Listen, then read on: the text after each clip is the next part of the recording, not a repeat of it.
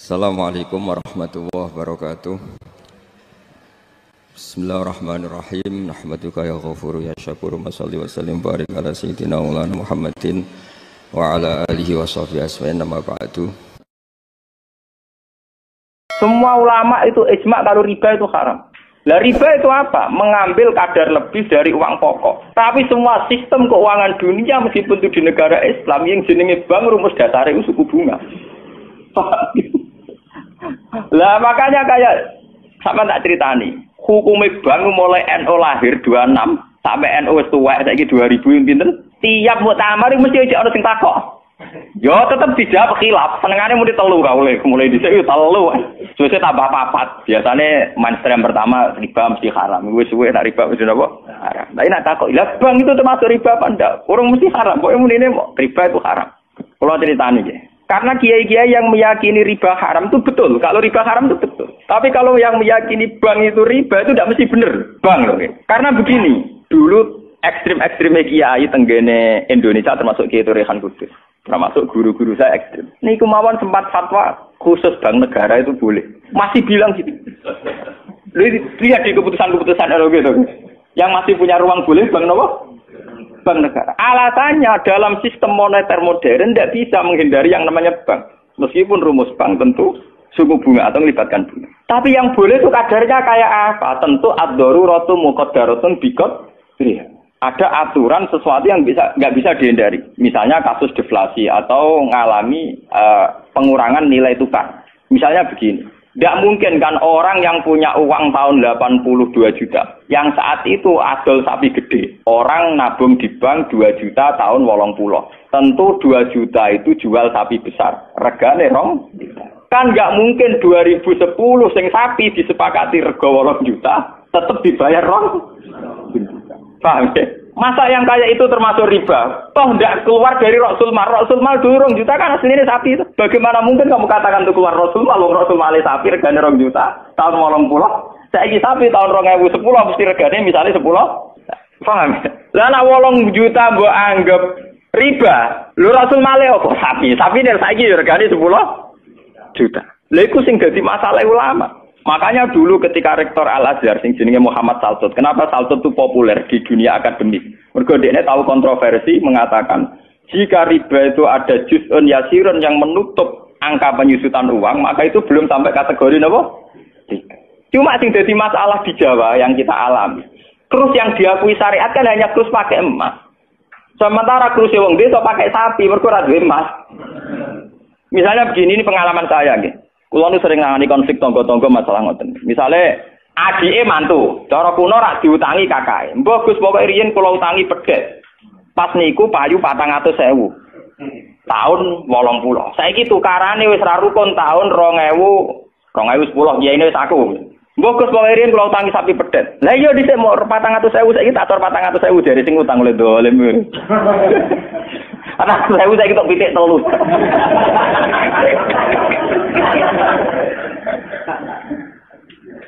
Aku lo jadi kiai ini gampang kalau jawab ngeten mawon.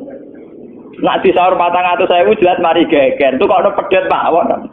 Wong riyen utange napa? Pedet. Sampeyan yo goblok. Terus orang nganggo emas nganggo pedet. Wong kene pedet ya saya tuku pedet. Engko aku ngukumi wajib nganggo krus pedet wis rupa dhuwit mesti geger. Wah, di sini kau pedet itu sahur apa?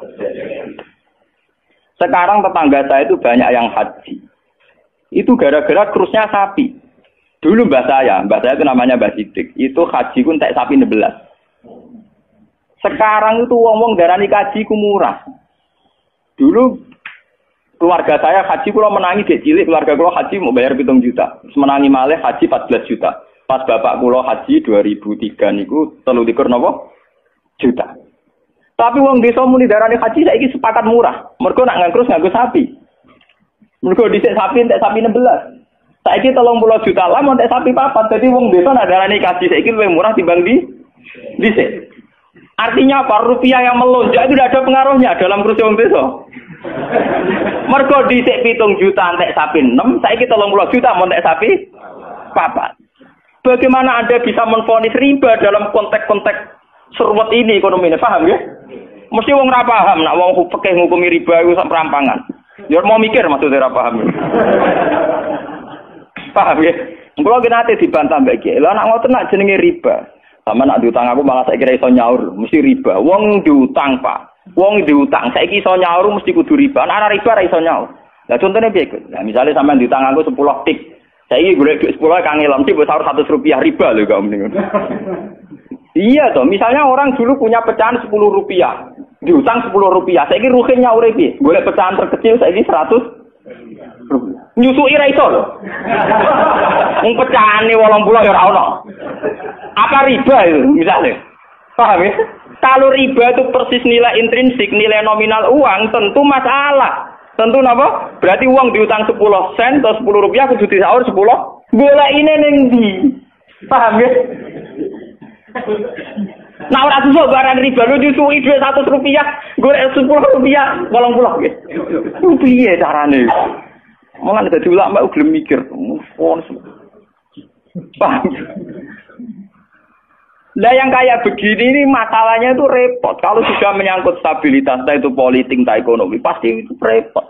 Kasus-kasus ini, kasus Bank Senturi, kasus masalah intelijen itu kalau pertimbangannya stabilitas politik ada intelijen, stabilitas ekonomi ada permainan bank, kudu ono LPS, buah ono KKS, gampang ono bulat.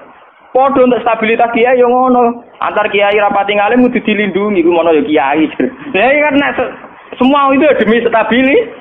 Misalnya aku ditakoki wong, cara jenengan Ki Mustofa Nus Putih sak jawab ya wong apik. Tapi kok nate ngeten-ngeten ya wong ya tau salah tapi tetep wong apik. Iku demi stabilitas. Kalau mau tidak percaya pada kiai tinggi juga repot agama iki, paham? Paham? Orang mau bangko yang kalau enggak ada motif percaya ono ras. Podo kalau dukungan masyarakat ke kiai rendah kita ya repot ngurus agama gini apa? Nang takoki kiai sapa iki cara jenengan Putih apik ya mending. Tapi kok ngene-ngene Gus ya tetep apik di bangku ya bener. Aku lah sering disewani tiang-tiang ngono kiai terkenal apa si A tokoh-tokoh desa mbok terkenal apa ngono jenenge fitnah yo macam-macam mbok fitnah mbok tenan apa napa alam. Ngono kiai kok kelakuane ngene terus piye ben apik to. Sing diarani kiai kok apa? Kiai ku wong sing mimpin salat. Angger pancen salat itu pas kiai, lah di luar iku kowe ra ngekno ora apa-apa. Sesuai kiai ini kadang-kadang soal aku. Walah Gus kula difitnah ngeten. Oh yo goblok. Kiai kok di luar urusan salat. Nek penting ku angger salat ke rukuk makmum rukuk kabeh. Pas ke sujud kabeh ku jenenge kowe pas kiai. Paham nggih? Di luar iku 50-50. Wong aku sing ngalime perasaanku ngono kok kowe kok repot. Aku ora wis kiai ngalim, perasaanku dadi kiai pedak mulang amne. Ora mulang wis rapati napa? Iya. Lho hak kontak kok itu gua nganti sakniki biasa teng pasar lugu teng parkiran iki lugu teng isor iki biasa. Ya tiang-tiang lugune sepeda motor dhuwur kadang ya wonten sing ngamuk. Wis ono Gus Bak, aku bilang, aku nyayu pedak mulang. Kenapa ngene iki ora pas sing apa? Cuma tetep wong saleh, nek tak omong ya. Aku tetep wong saleh. Lalu kula ulama paling ora tau tersinggung. Mboten ate kula tersinggung, sale rukun tak kontan urut mboten tersinggung. Dia biasa mah. Ira nurut itu artinya jadi akal. Jadi pertimbangan. Ya apik jadi akal lah. Kudune seneng mbek santri jadi duwe akal. Kadang kita ini berlebihan, ngongkon wong liya juga taat di luar konteks urusan agama. Kadang kita nyuruh orang itu kan hadzun nafsi. Misalnya aku jadi kiai di rumah mewah, tentu kepengen ono pot sing indah, ono bunga sing indah. Ngongkon santri wajib nurut. Itu kan aku nafsu. Saat aku kepengen di bunga yang indah, di taman indah kan nafsu. Kenapa instruksinya pakai lembaga kekiainan? Paham ya? Oh, itu kan kriminal, apa? Paham ya? Kecuali misalnya Rohen ngaji ngantuk, anggap kriminal bener dalam konteks agama kok itu kriminal. Paham ya? Tapi nak Rohen tak konoto tamanku dia ngantuk itu sah, karena saya sendiri ketika kepengen taman itu ono hadzun nafsi. Itu harus dibedakan. Lane kanca tanggaku sing kiai lah ya kowe kiai adane bedak salat ae. Iki kowe pas kiai. Tapi kayak nak rukuk jek anut rukuk gitu sih, apik. Tangga-tanggane wong salat itu ape prai gara-gara kecewa ape apa? Ya tak omongi masyarakat ya tak omong. Nak ben prai yo prai wae. Dari awal salat itu ku sunat. Ora usah maksa salat itu tambah gremeng dari awal salat itu apa? Kena ora percaya tak baturi ra salat itu. Mau aku nganti saya biasa salat itu. Gua biasa dengan di sani rasulat iki toko-toko biasa. Ya iki biasa mawon. Ya tapi kan harus keramat ge wong barang. Ya biasa mawon gitu. Artinya bukan apa-apa ya. Mbok ya agama itu tidak usah dikere. Kon sunat ben tetep napa? Sunat. Terus kok ada Jawa ora tau salat subuh nek salat. Wong abang-abang ada keragat. Ora tau subuh tak salat wae. Penak. Subuh wajib merata tahu pas itu apa? Paham? Maka dan itu yang dipakai ulama-ulama dulu kayak Khulafaur Rasyidin pakai itu. Kalau perintahnya itu pribadi, mereka dari awal tidak mewajibkan. Sehingga mereka tidak punya masalah yang serius.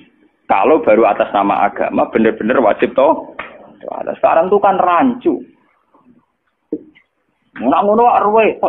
Nah, ono santri kriminal kabeh, misale wong lunga, misale kiye lunga kudu mobil sumban, kudu wis rosi kudu. Itu kan bagaimanapun ada khazun nafsi. Ya kita ngongkon santri ya ngongkon, ben cung mobil obah resi. Tapi kita tahu kalau itu pada unsur khazun nafsi. Nek rodok ngantuk sithik-sithik mbek anggap yo keben. Paham nggih? Kecuali kita ngongkon salat, kok mbek anggap kita marahi yang sowan pangeran jangan. Harus kita bedakan mana perintah kita yang masih berbau nafsu, yang mana benar-benar orisinil faktor agama. Faktor apa? Agama. Dan itu yang dipraktikkan Rasulullah. In udhiya ya'fu wa la yu'aqib wa in khusima yasmut wa la yujah. Nabi kalau disakiti secara pribadi mudah dia memaafkan. Beliau mudah memaafkan. Tapi wa idza du'a haqqullah, kalau haqqullah yang sudah diterlantarkan itu beliau baru tersinggung. Nah, sekarang kan sudah campur aduk. Hadun nafsi juga lembaga-lembaga apa? Maka Pak Kandani kudu nurut. Partaiku. Ya PKB atau P3. Kalau PDIP mbah. Jangan dia kok PDIP, kalau PNS tak perjuangan. Lalu mulai dia kata partai apa bagus?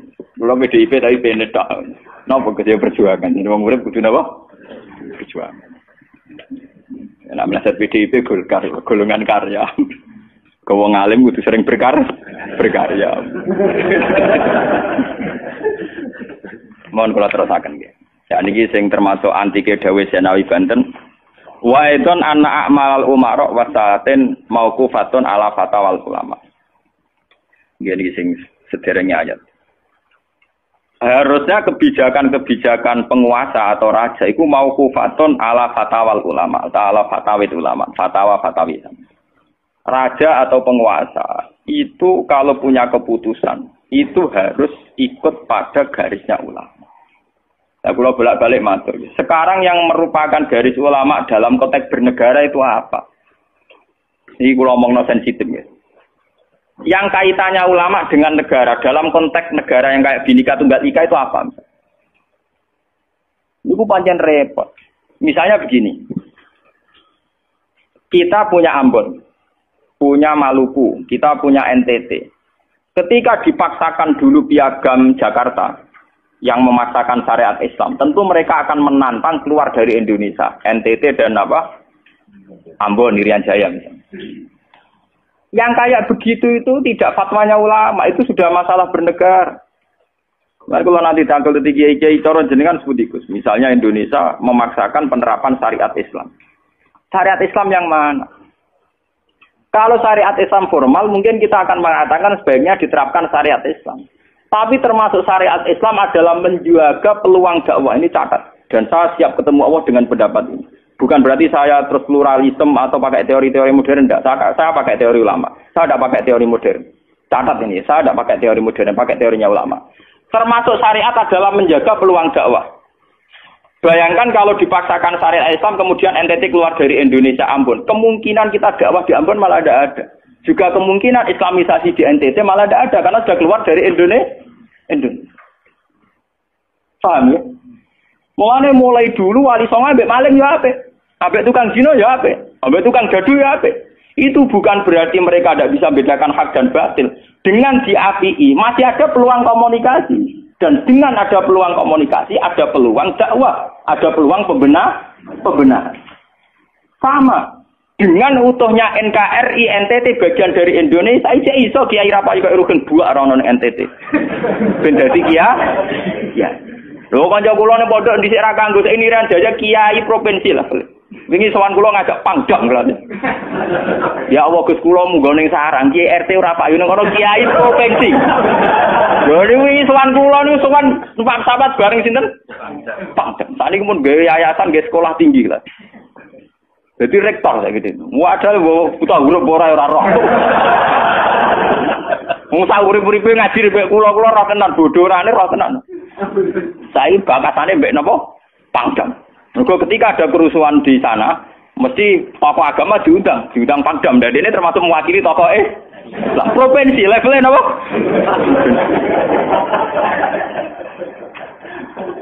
Artinya logika sehat kita, kalau kita memaksakan syariat Islam formal malah NTT lepas, itu kan berarti tidak ada kesempatan dakwah. Toh dengan tidak lepas, toh kita bukan berarti tidak ingin dakwah, kan tetap ingin apa?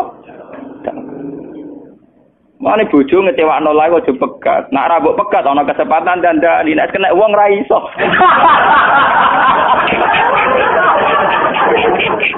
Tapi tak takdir ra apa. Ya sama. Semua sejarah Wali Songo itu sama orang nakal kan ndak apa-apa. Sampeyan delok biografi Ki Khudori Tegalrejo, dhisik terkenal yo kancanan bajingan. Bajingane tunduk mergo sungkan ramahe.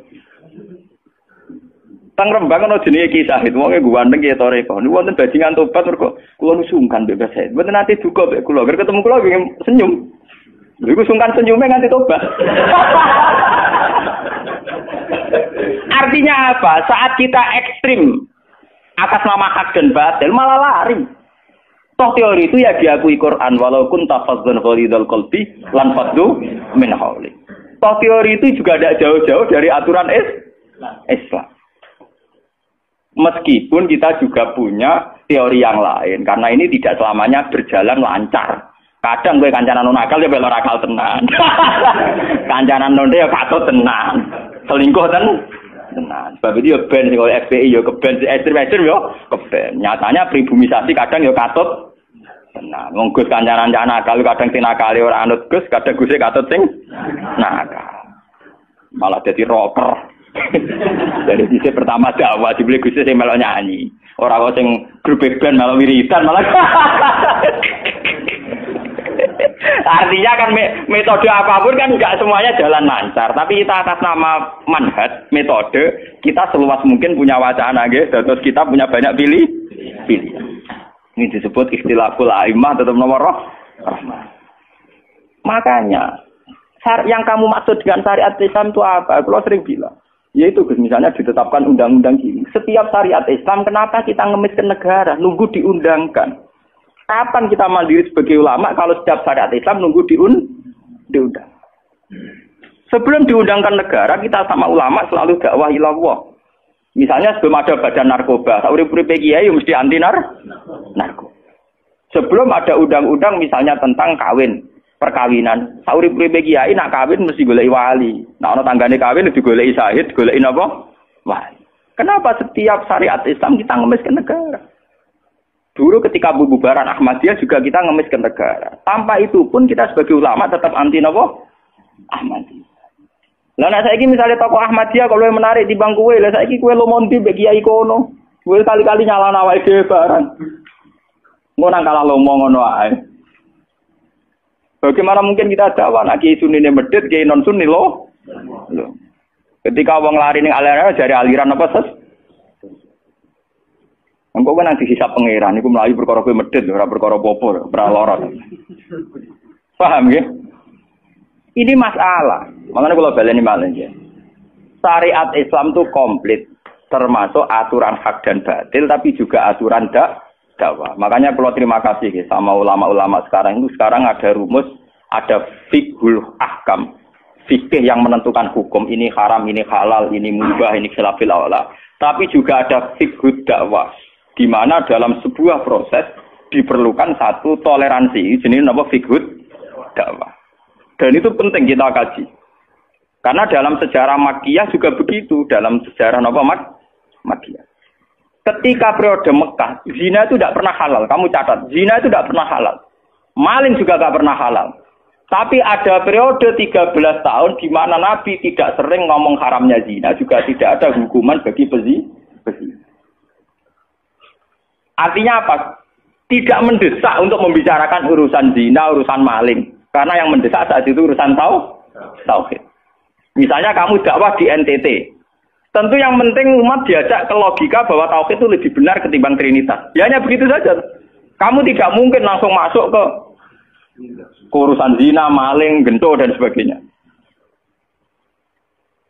At-tadrid fi sunnah, proses dalam sunnah. Itu juga penting. Ini tahapan-tahapan dalam proses dakwah. Lah fatwa ulama itu termasuk fatwa yang begini-begini ini. Makanya dalam semua sejarah wali ini catat, mesti ana ulama formal, ana ulama sing ora formal. Dhisik ana ulama sing pro syariat kayak Sunan Kudus. Wah, selawase ra cocok wis nang Kalijogo. Kok Kalijogo pokoke wong Islam wis bener, mulane penggemar wong Yogyakarta. Termasuk ora usah salat dari salate Mbak Kali. Atine wis salat. Wala kan boyo lali salat 3 Klaten Jogja mbok kono. Sunan Kudus kafir cara dene. Selawase ra cocok. Ya tapi bagaimanapun, bagaimana mendakwai orang Islam kawasan Jogja, Klaten, Solo, golongane tingkir, kalau tidak model Kalijogo. Nyatane ya tetep saiki Islam pirang-pirang, sing salat ya wis akeh. Paham ya? Itu dulu masalah betul. Sunan Kudus kiai fikih. Bahkan ulo untuk cerita nggih dari lisan ke lisan dari para kiai. Sunan Kalijogo selawase tukaran terus mbek Sunan Ainul Yakin. Ke sisi tok ape gawe dakwah nganggo macan tengul. Napa jenenge? Wayang napa? Tengul. Wayang tengul lak bentuke fisik wong, koyo patung. Haram. Goman suwara sorotan udziba kok ngekek nyawa barang jero kiai kuno kan ngono. Akhirnya tukaran. Kalijogo sadar iku metode efektif. Walhasil akhirnya disuwarno kiai sepuh zaman iku Sunan Kudus, Sunan Ampel, terus ditenoni ya saiki sedengan wayang kulit. Mergo wong gepeng ora urip. Ya tetep ana wayang tapi kulit. Artine iku ya gepeng ku artine kan gak urip. Ana ora urip iku kan ora perlu kon ngekeki nyo, iku setengah-tengah. Lah Sunan Kalijogo muni syahadat kan lho moh. Munine sekaten. Muni kalimat syahadat lho moh, muni kalimat sodo. Saking jawanisasi napa dene yakin putih ku sunat ya nganggone ireng terus. Kabeh foto wali songo putih kecuali Kalijogo. Dari TKB wonten napa? Kusumo. Nek tangga kula, bapak kula Tuban Kalijogo Tuban. Wong kula nate diburu tiang-tiang gara-gara terkenale bapak kula diwarisan Kabeh wonten Kusumo. Saiki warise kula nu tamune kathah. Golek kabine sinten Sunan? Zaman kula enak mun tak dol lah go ngopi ya.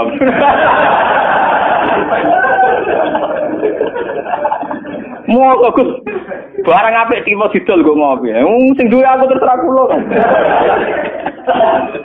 Oh ngenyawang tenan wong alim jujur bakat ono Kusumo. Payah tenan. Mulai dulu Abu Yazid Al-Bustami juga begitu. Mesti ada ulama yang di kampung-kampung. Sama tak ceritani ya, biar ulama syariat tidak terlalu ekstrim. Zaman Sayyidina Umar jadi khalifah. Khalifah resmi yang ditunjuk para sahabat. Dan saat itu belum banyak konflik. Yes, belum banyak apa. Itu Sayyidina Umar mendapat amanah dari Rasulullah sallallahu alaihi wasallam. Umar, saya punya umat. Dia adalah orang terbaik di zamannya. Saya punya umat, dia adalah orang terbaik di zamannya. Namanya Uwais Al-Qarni. Kalau kamu ketemu dia, salamku untuknya. Dan kamu harus minta doa supaya husnul khotimah. Terus dari Umar, pakai Fabi. Kula ngertosi sepundi. Dekne udah penyakit baros. Fa'adhabahu wa ila maudi ad-dirham. Walhasil ning gone Katifil Aisar ada bekas penyakit baros tinggal sak napa? Sak koin nggih, cara sakniki napa? Sak koin. Ini kula cerita. Dia punya ibu sendiri hidup di kampung Angon Wedhus. Walhasil Umar tiap ana tamu ya diblodori. Paham ya, hampir sing raine mirip-mirip ngono. Nah ora kutil sen maksudnya iku. Ora mau diatur. Mboten niku kula cerita ben sampean ngerti. Walhasil akhirnya suatu saat iku rombongane Uwais Al-Qarni dari Qurun Al-Qarni. Niku sowan Sayyidina Umar. Ketika ketemu sesuai sifat itu, Sayyidina Umar nangis itu. Uwais Al-Qarni mboten purun. Walhasil akhirnya yang memerintahkan ini Rasulullah. Uwais Al-Qarni purun nangis mesti itu. Lalu sing antik apa? Sayyidina Umar tanya, "Ya Uwais, saya ingin waktu supaya kamu mau ketemu saya." "Enggak ya Umar, ini harus pertemuan terakhir. Ini harus pertemuan apa? Terakhir." Walhasil semenjak itu tidak ketemu lagi sama Umar. Artinya apa? Dan itu saya yakin, sama ndak usah anut kula, keduren anut makom kula. Dan resiko sama mesti rawani. Artinya begini. Ketika orang dengan izzatil Islam, ini catat betul. Misalnya wong dadi kiai gede, kados kiai kula misalnya Kiai Memun, kados Hasyim Muzadi, kados Gus Dur, kayak kiai besar. Jangan-jangan nikmatnya jadi kiai besar oleh umat loh, oleh umat tidak oleh mereka ya, jangan salah paham. Oleh umat ditafsirkan wajar dong mereka senang jadi kiai, dia mobil mewah, dia duit akeh, pengaruhnya gede. Misalnya Habib Lutfi, orang-orang punya pengaruh di Hamid Pasuruan umat. Artinya apa? Mereka, aku yakin mereka orang-orang soleh yang bisa nikmati keberhadiran Allah Subhanahu. Tapi umat tetap membaca mereka, bagaimanapun ada fasilitas. Umar sebagai khalifah punya pengaruh, punya uang, punya otoritas. Bagaimana dengan fakta bahwa Islam juga mengajarkan orang hanya nyaman, hanya satu, dengan Allah, dengan kebenaran. Tapi dengan percontohan orang-orang kayak Uwais Al-Qarni, maka Islam utuh. Ada penjaga syariat kayak Sayyidina Umar, Habib Lutfi, Kiai Memun, Ki Hamid Pasuruan. Orang-orang jadi sentral, cara teori sosial jadi mercusuar. Tapi ada orang-orang yang menunjukkan bahwa dia bisa bahagia hanya dengan kebenaran. Paham ya? Akhirnya umat kan enak. Lho kados kula nu ngrasakno tenan. Kula nu nganti saiki rong tau jeneng imam masjid. Padahal imam-imam itu sungkan. Kula nggih mboten nate pidato. Kula nggih iso ya sing pasar be anak kula dhewe mboten ngajak pengawal. Saya tunjukkan kepada umat bahwa ajaran Islam yang sebenar yang bisa membahagiakan adalah senang pengenan titik. Dan kewajiban dasar dalam Islam wong kon rumah anak.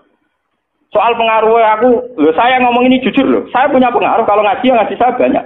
Tapi saya tahu betul yang kewajiban pada saya, yang hakiki hanyalah saya pada anak saya. Awaladin soleh. Kau nolak hadis bakas santri. Rabbi habli miladunka dzurriatan thayyibah ra ono tulaban. Ora ono ning Quran hadis bakas santri. Ketok tangan pun ono. Paham ya? Artinya apa? Kalau santri-santri punya cita-cita kayak kiainya, nganti donga, itu kan terbayang kiai yang mulya, kiai yang dapat suanan banyak, kiai sing dicucuki wong akeh. Itu bahaya sekali, kok nak mulai rada di ngono mutung. Perempal-perempul. Aku ngalim lah ora ana kiai, ora dadi kiai. Loh, untuk jadi kiai itu kan gampang. Orang nikmati sholat, nikmati ibadah, nikmati kebenaran, wis hakikate kiai, paham ya? Malah dene gento, nak nyaratno enak ngenteni mul. Kulo nganti sakniki, bayangno sakniki, umpama sampean saiki kuwabe lho ora seneng kulo. Kulo nek ndak ada masalah. Kulo kok krungu kabar sakniki sing seneng jenengan wis bubar kabeh. Sami sekolah zarah kulo mboten susah. Hakon lho. Hakon wah mboten susah. Karena saya harus melatih diri bahwa kebenaran Islam. Uwais Al-Qarni mau tukang angon wedhus ke rumah ibu. Agar esuk dagangan ning pasar nak badi dienggo ke rumah ibu. Tapi dengan begini dia walinya setingkat Sayyidina Umar. Karena apa? Itu tadi menjadi percontohan bahwa untuk menjadi hamba yang baik tidak perlu semegah Umar, tidak harus semahal Umar. Sama tidak usah niru ya, masalah itu Isra Mulya loh, artinya ya sudah.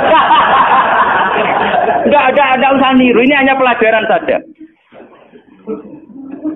Tapi nak kula tak tiru tenang, artinya tak tiru, biar saya hidup saya itu murah. Lu tanyakan istri saya, kula sering kode bojo kula, "Dek, aku nak mati langsung pendem. Rasa ngenteni iki gede, wae kuburan jero terus pendem." Ya ora usah ngundang wong, ya ora usah disolati. Nek anakku ning omahe kon nyolati, nek ora ya wis. Oh, ora usah repot. Lah nek sing tepat tepung kathah, ini jelas sudah urusan dengan saya. Yang penting aku kepengen anakku nyolati. Dengan demikian kita biasa jadi kiai yang muda. Aku mudah bahagia karena punya anak, seneng anak sudah.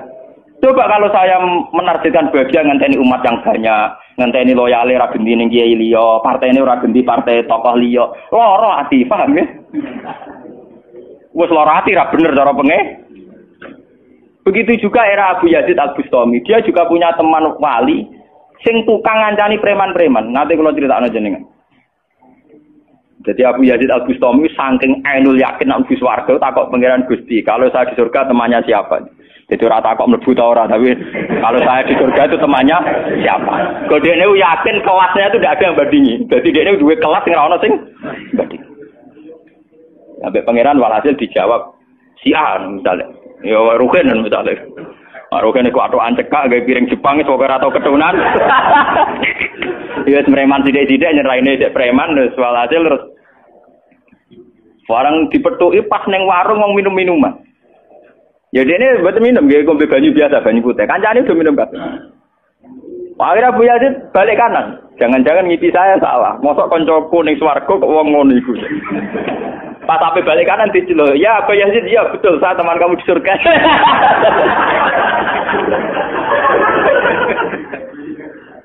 Akhirnya tak kok Abu Yazid. Saya iku walim kelas atas, kok kelakuan nemu. Kula ngancani wong minum-minum niku dalam proses dakwahi mereka. Iku separuh wis tak tobat. Sing separuh tugasnya jenengan mriyang. Awu ya itu mriyang wali resmi kon nobatno wong mrek. Jadi gampangane umate Gus Mek tekan mimpin Hasim Muzadi. Paham ya? Abu Yazid terus ngetokno wali ini. Iya. Umatem kon delok ra iku. Nak ora tobat ojo udang Abu Yazid habis.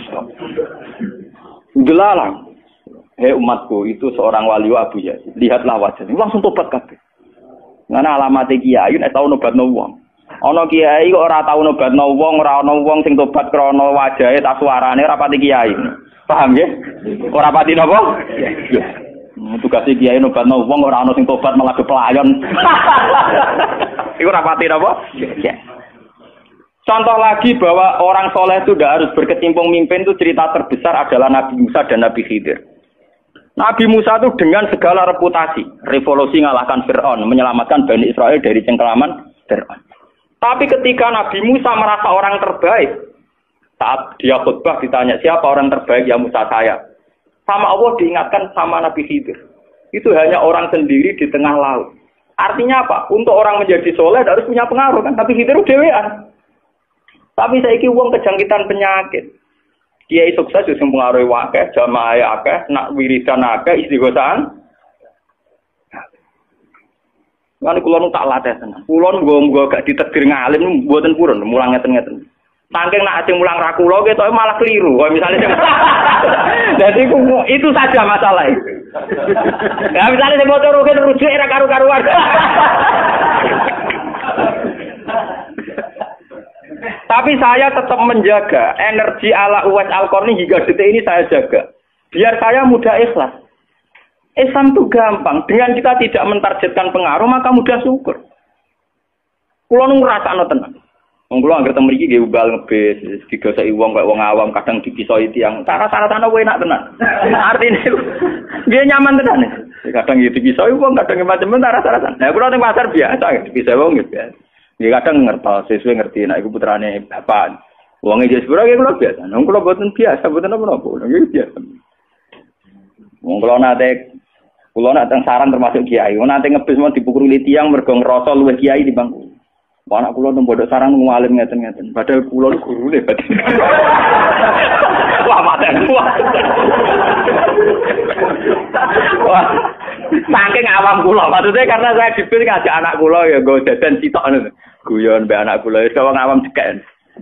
Situ bukan apa, bukan saya apa. Untuk menjaga itu bahwa khazanah Islam itu ada tokoh formal kayak Sayyidina Umar, Nabi Musa, kayak Kiai Memun, Habib Lutfi, ya siapa?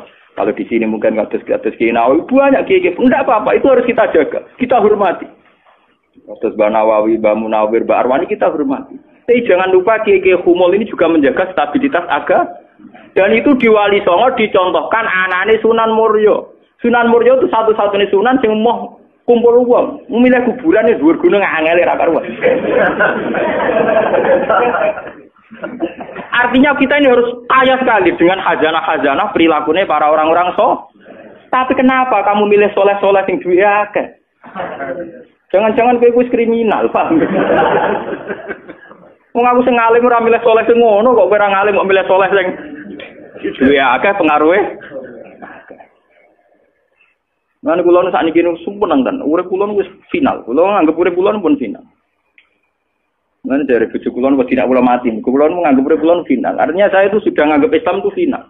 Umpama aku Islam itu kelebihannya kan gitu. Umpama dhewean ya nyaman, kumpul wong ya nyaman, tengah-tengah nggih napa? Nyaman. Mulane dari hikam ketika mendidik Humul. Bagaimana saya butuh orang saat saya lahir juga sendiri. Engko aku ketemu pangeran dihisab ya sendiri. Engko ning jero kuburan ya Aku tanggung jawab ning arep pangeran sendiri. Engko aku dipendem ya sendiri. Aku pas lahir ya sendiri. Aku pas mati ya rohku dicabut ya sendiri. Engko aku butuh wong lha apa? Tapi sekarang manusia semenjak ada teori ilmu sosial itu kulino didikte betapa pentingnya pengaruh relasi jaringan. Wah, teori bulat kok mbok not. Paham ya?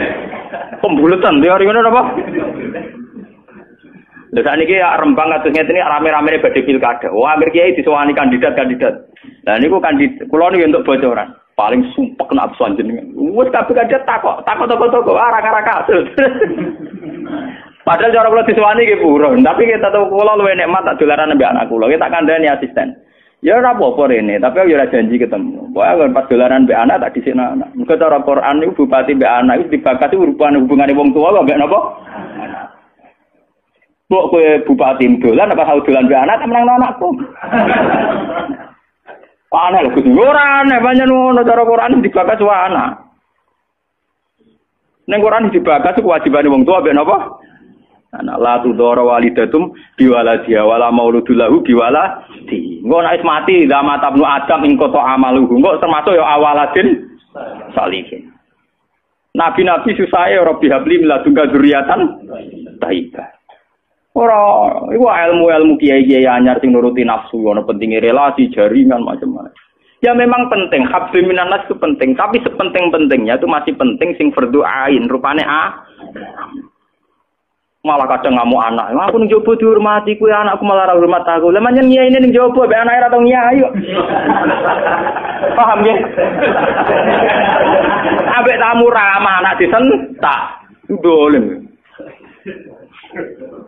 Paham ya napa to? Dolen. Mesti wae anake ora pati taat. Wong anake sering disentak demi wong li. Wes kali-kali wong liya disentak demi anake. Bareng anake ra hormat jero aku ning dihormati malah anakku dhewe ra salah iki. Lho kula nganti sakniki sore anak kula tak jak piye nganti sakniki. Bukan apa kula. Kula kepengin niru tradisi wong saleh-saleh dhisik. Nabi Musa, sinten Uwais Al-Qarni mendapat kehormatan gitu perkara ngrumat ibu. Kanjeng Nabi sering cerita ana wali sing nak sowan wong ditolak iku dadi wali mau perkara ngrumat anake jare Kanjeng Nabi. Mane ngendikane Kanjeng Nabi ana wong kerja ning pasar adol kayu kok mulai nggo nafkah ya anake bojone iku hakon ala Allah untuk mencintai dia. Dan ternyata kewaliane Uwais Al-Qarni sing model humul, model tertutup setingkat kewaliane Sayyidina Umar. Nabi Khidir sing tanpa pengaruh muamen wiridan ning pinggir laut dianggap setara mbek Nabi Musa sing tahu revolusi, tahu de prestasi ngusir Firaun, nenggelamno nyatane derajate dipadakno Nabi. Artinya begini loh, jangan-jangan kita mengidolakan ulama besar itu bukan karena keulamaannya, alimnya ndak, tapi karena kebesaran. Buktinya saat kita mulai orang jadi kiai mutung. Padahal untuk jadi kiai itu gampang. Kowe nek salat subuh, ora selingkuh, ora domino, ora togel iku ya kiai. Sing darani kiai sapa? Sing darani wali ala inna auliya Allahi la khaufun alaihim wa lahum yahzanun. Ya mu alladzina amanu wa kanu yattaqun. Ora ana tarife wali kiai. Alladzina lahum tulab sing duwe santri. Alladzina lahum thalabah sing duwe murid ora. Mulane kula jenenge nyai ning sampean wis kiai. Mulane mulai sakniki anggere sampean wis salat subuh ya 2 rakaat. Zuhur ya 4 rakaat. Pokoke sing wis kaya ijma' ulama, sampean kudu yakin nek wis kiai. Anggap ae kaya Uwais Al-Qarni mbek Nabi utawa kancane sinten Abu Yazid Al-Bustami. Ini penting kula aturaken karena tren sekarang mengukur kiai sukses dia itu dipengaruh. Itu keliru besar. Tidak ada itu dalam tradisi ulama wali. Sama tak cerita nih. Zaman Kiai Hamid Pasuruan terkenal wali, kula tahu banyak tentang beliau karena gurunya bapak saya, sepupunya mbah saya. Mbah saya itu punya bapak namanya Mbak Idris. Itu adiknya Mbak Abdullah, adanya Pak Hamid Pasuruan. Jadi saya tahu banyak cerita beliau. Beliau kan orang Lasem, masih misanan kalian Mbah. Niku nggih hormat sama wali-wali humul. Zaman itu beliau masih hormat jenenge Gus Ud Sidoarjo. Juga hormat jenenge Mbah Muhammadun Pondowan Padi. Artinya wali-wali populer sebetulnya yang hormat sekali sama wali-wali humul sing enggak terkenal. Tapi kita kan mesti milih yang terkenal saja. Paham ya? Padahal wali-wali yang terkenal itu hormatnya bukan main sama wali-wali sing sinten sing aran I'anatul Thalibin Sayyid Zaini Dahlan. Niku gurune sing aran sinten Gurune sing aran ya Anatul Talibin. Anatul Talibin dikarang Sayyid Abi Bakar sinten Syafal. Niku muridé Sayyid Zaini Tahlan. Nggih, muridé sinten? Sayyid Zaini. Iku dhe kanca wali ning pasar Babul Kerabu. Iku angger Jumat ditiliki. Ya guyon. Suwe-suwe santrine gak trimo. Santri kaya Mustofa ora gak trimo. Wong alime ngono kok dijak guyon mbek bakul napa? Moga Jumat ditiliki. Sayyid Zaini sing rono. Dhewe takok. Wong ngoten jangan tidak itu. Iku kancaku wae. Wong sing ilmu banding aku ya wong iku. Mikir murid. Lah iku Jumat berikutnya ditiliki meneh wis ra ono. Mau sempat misoi Said Zaini. Kowe nyianati aku. Harusnya tur ketika ada orang gitu. Imam Syafi'i gitu. Imam Syafi'i itu orang alim kaliber. Dia itu kalau ijtihad hukum kok belum dikomunikasikan dengan Saiban Ar-Ra'i itu belum mantap. Imam Syafi'i itu mujtahid hukum, tapi kalau dia ragu, itu ngenteni kancane jenis Saiban Ar-Ra'i itu kang angon wedhus ning desa. Woi nek dikomunikasekno niku mantep. Dan itu mungkin setiap zaman mesti mungkin. Lah kula nu ngalami. Kula kan sering teng pasar. Ana mobil mau wandep. Ya hormati kula nggih biasa pakai hukum. Lah cara wong sira ro nek kula numpak dokar, cara ora ro kan wong numpak dokar dihormati wong numpak mobil. Tapi perasaane numpak mobil kan tetep ngakoni kula wong alim. Kula nu nate badhe teng Pertelon iki kisah nyata. Nggih teng Pertelon badhe bubal ngenteni mobil. Ya ana sing roh nak kula Gus, ana sing ra roh walhasil. Wonten mobil iki kiai gedhe mandek wonten kula. Mboten sareng kula. Ya wong jangkat. Itu mungkin dan itu menjaga peradaban sehingga yang besar tidak angkuh mergo ana kiai-kiai sing humul. Cuma kula niku humule rapati sukses. Mari sing muncul-muncul niku mari ra jelas sing bareng.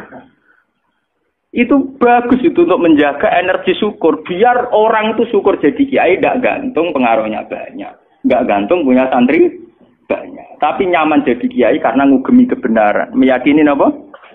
Kebenaran. Dan ini penting kalau aturaken. Lalu kula nganti sakniki kepengin ngoten. Cuma ora sukses. Artinya kayak kula nanti ditetir tebih murid. Jadi pengaruh dalu Mas kula mbek tamu ya rapati hormat. Kula mbek wong nggih rada angel petuane. Tapi untuk takdir kayak kata kula nu takdir. Sebenarnya itu tidak pilihan saya, artinya tidak pilihan. Tapi ini perlu kula aturaken biar khazanah-khazanah Islam sing teng NTT teng Ambon itu masih. Kula nate diceritani Kiai Memun. Zaman Khalifah Harun Ar-Rasyid niku setiap begundal dibuat teng fak-fak, teng Irian apa?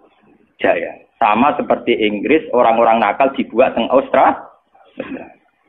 Niku nak dirunut gak ada misi dakwahnya. Ternyata dari Irian itu turunan Arab tuh banyak. Sehingga ada Islam teng Irian nanti tok Timur Leste, yang dulu masih Timur. Malahnya PM Timur dia nak namanya Mar'in apa? Al-Qadiri ini wak turunan apa? Arab.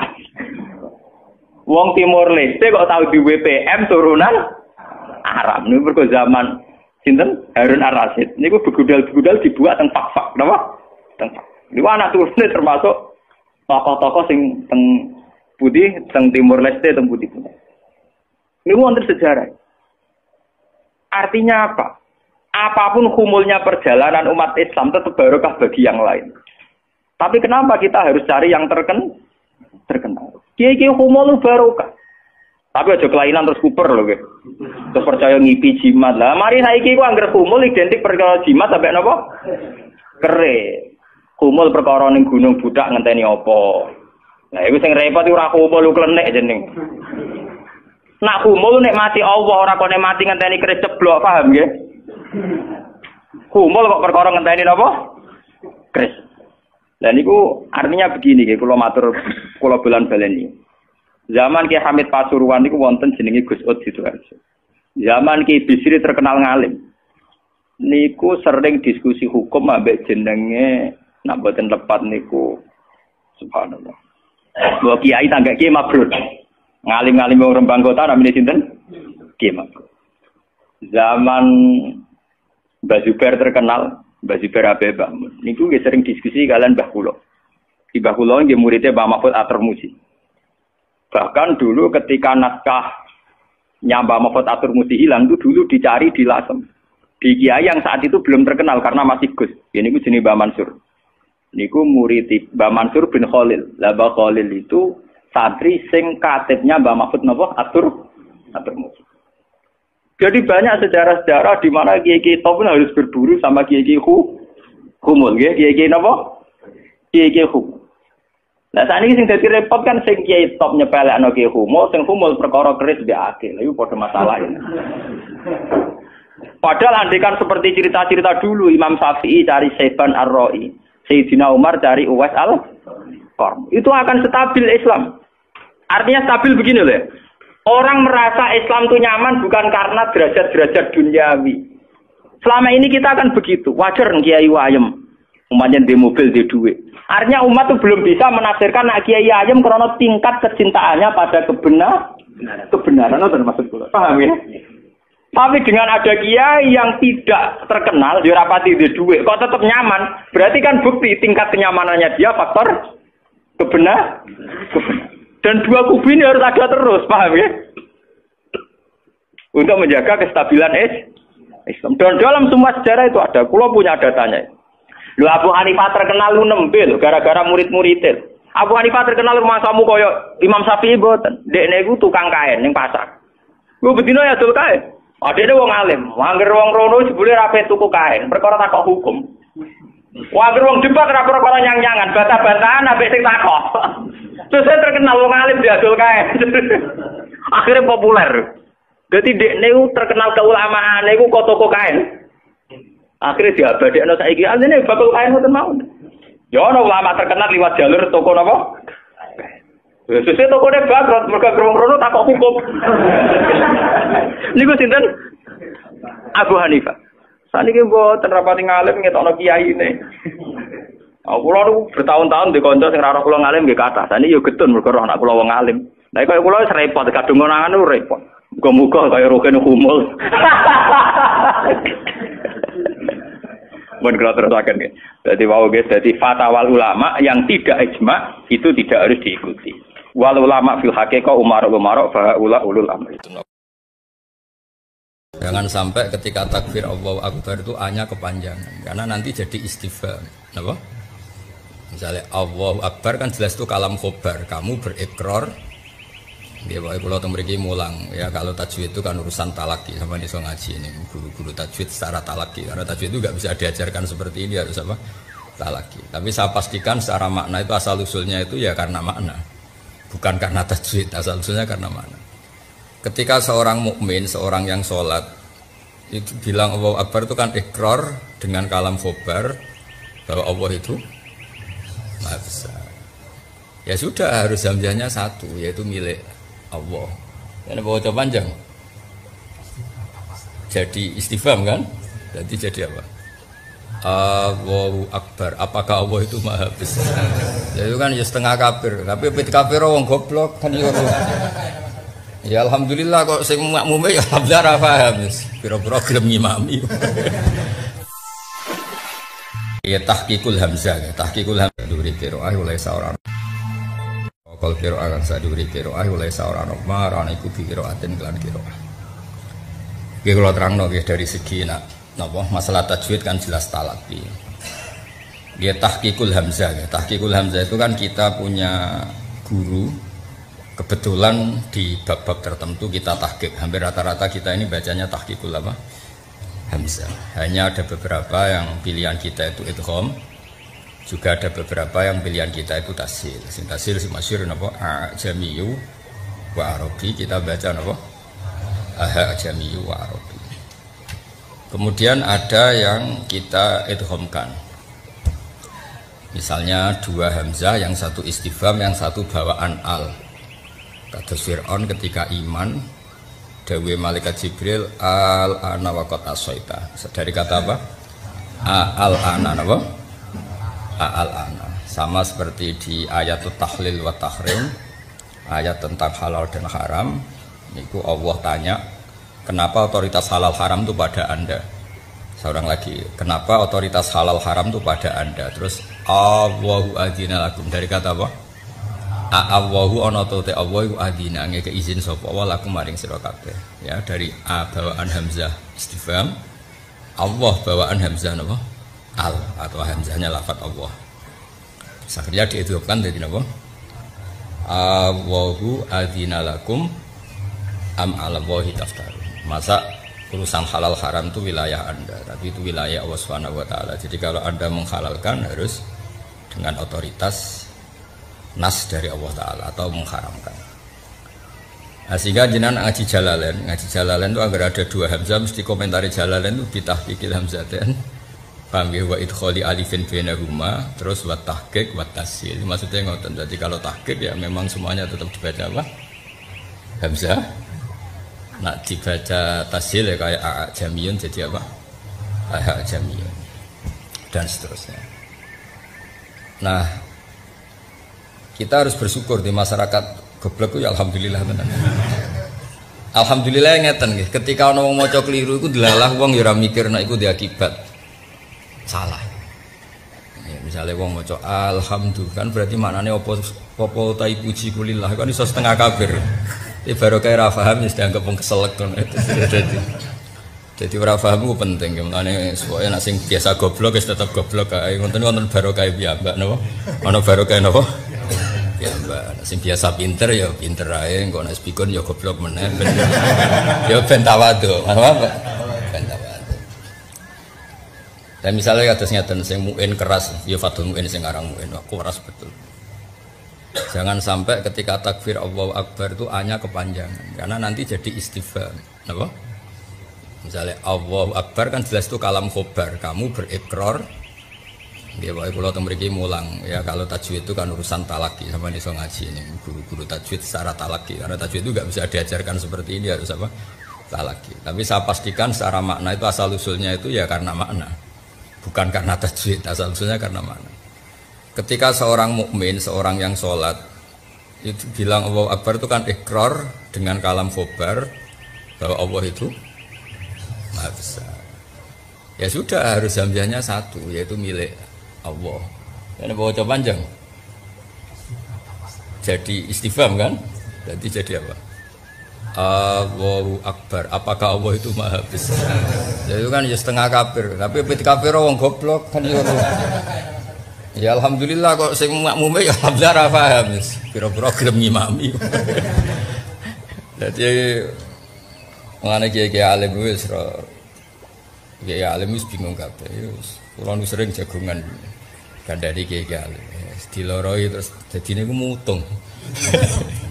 Alhamdulillah diloroi iku mutung dibar kok goblok terus. Tapi mbok salahno ndekne ya ora niat ngono. Ndekne menjaluk takoki makna Akbar piye Allah Maha Besar. Saiki makna terserah sing krungu apa sing ngomong.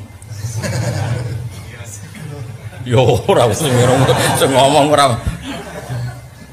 Makna lho terserah sing ngomong ta sing krungu.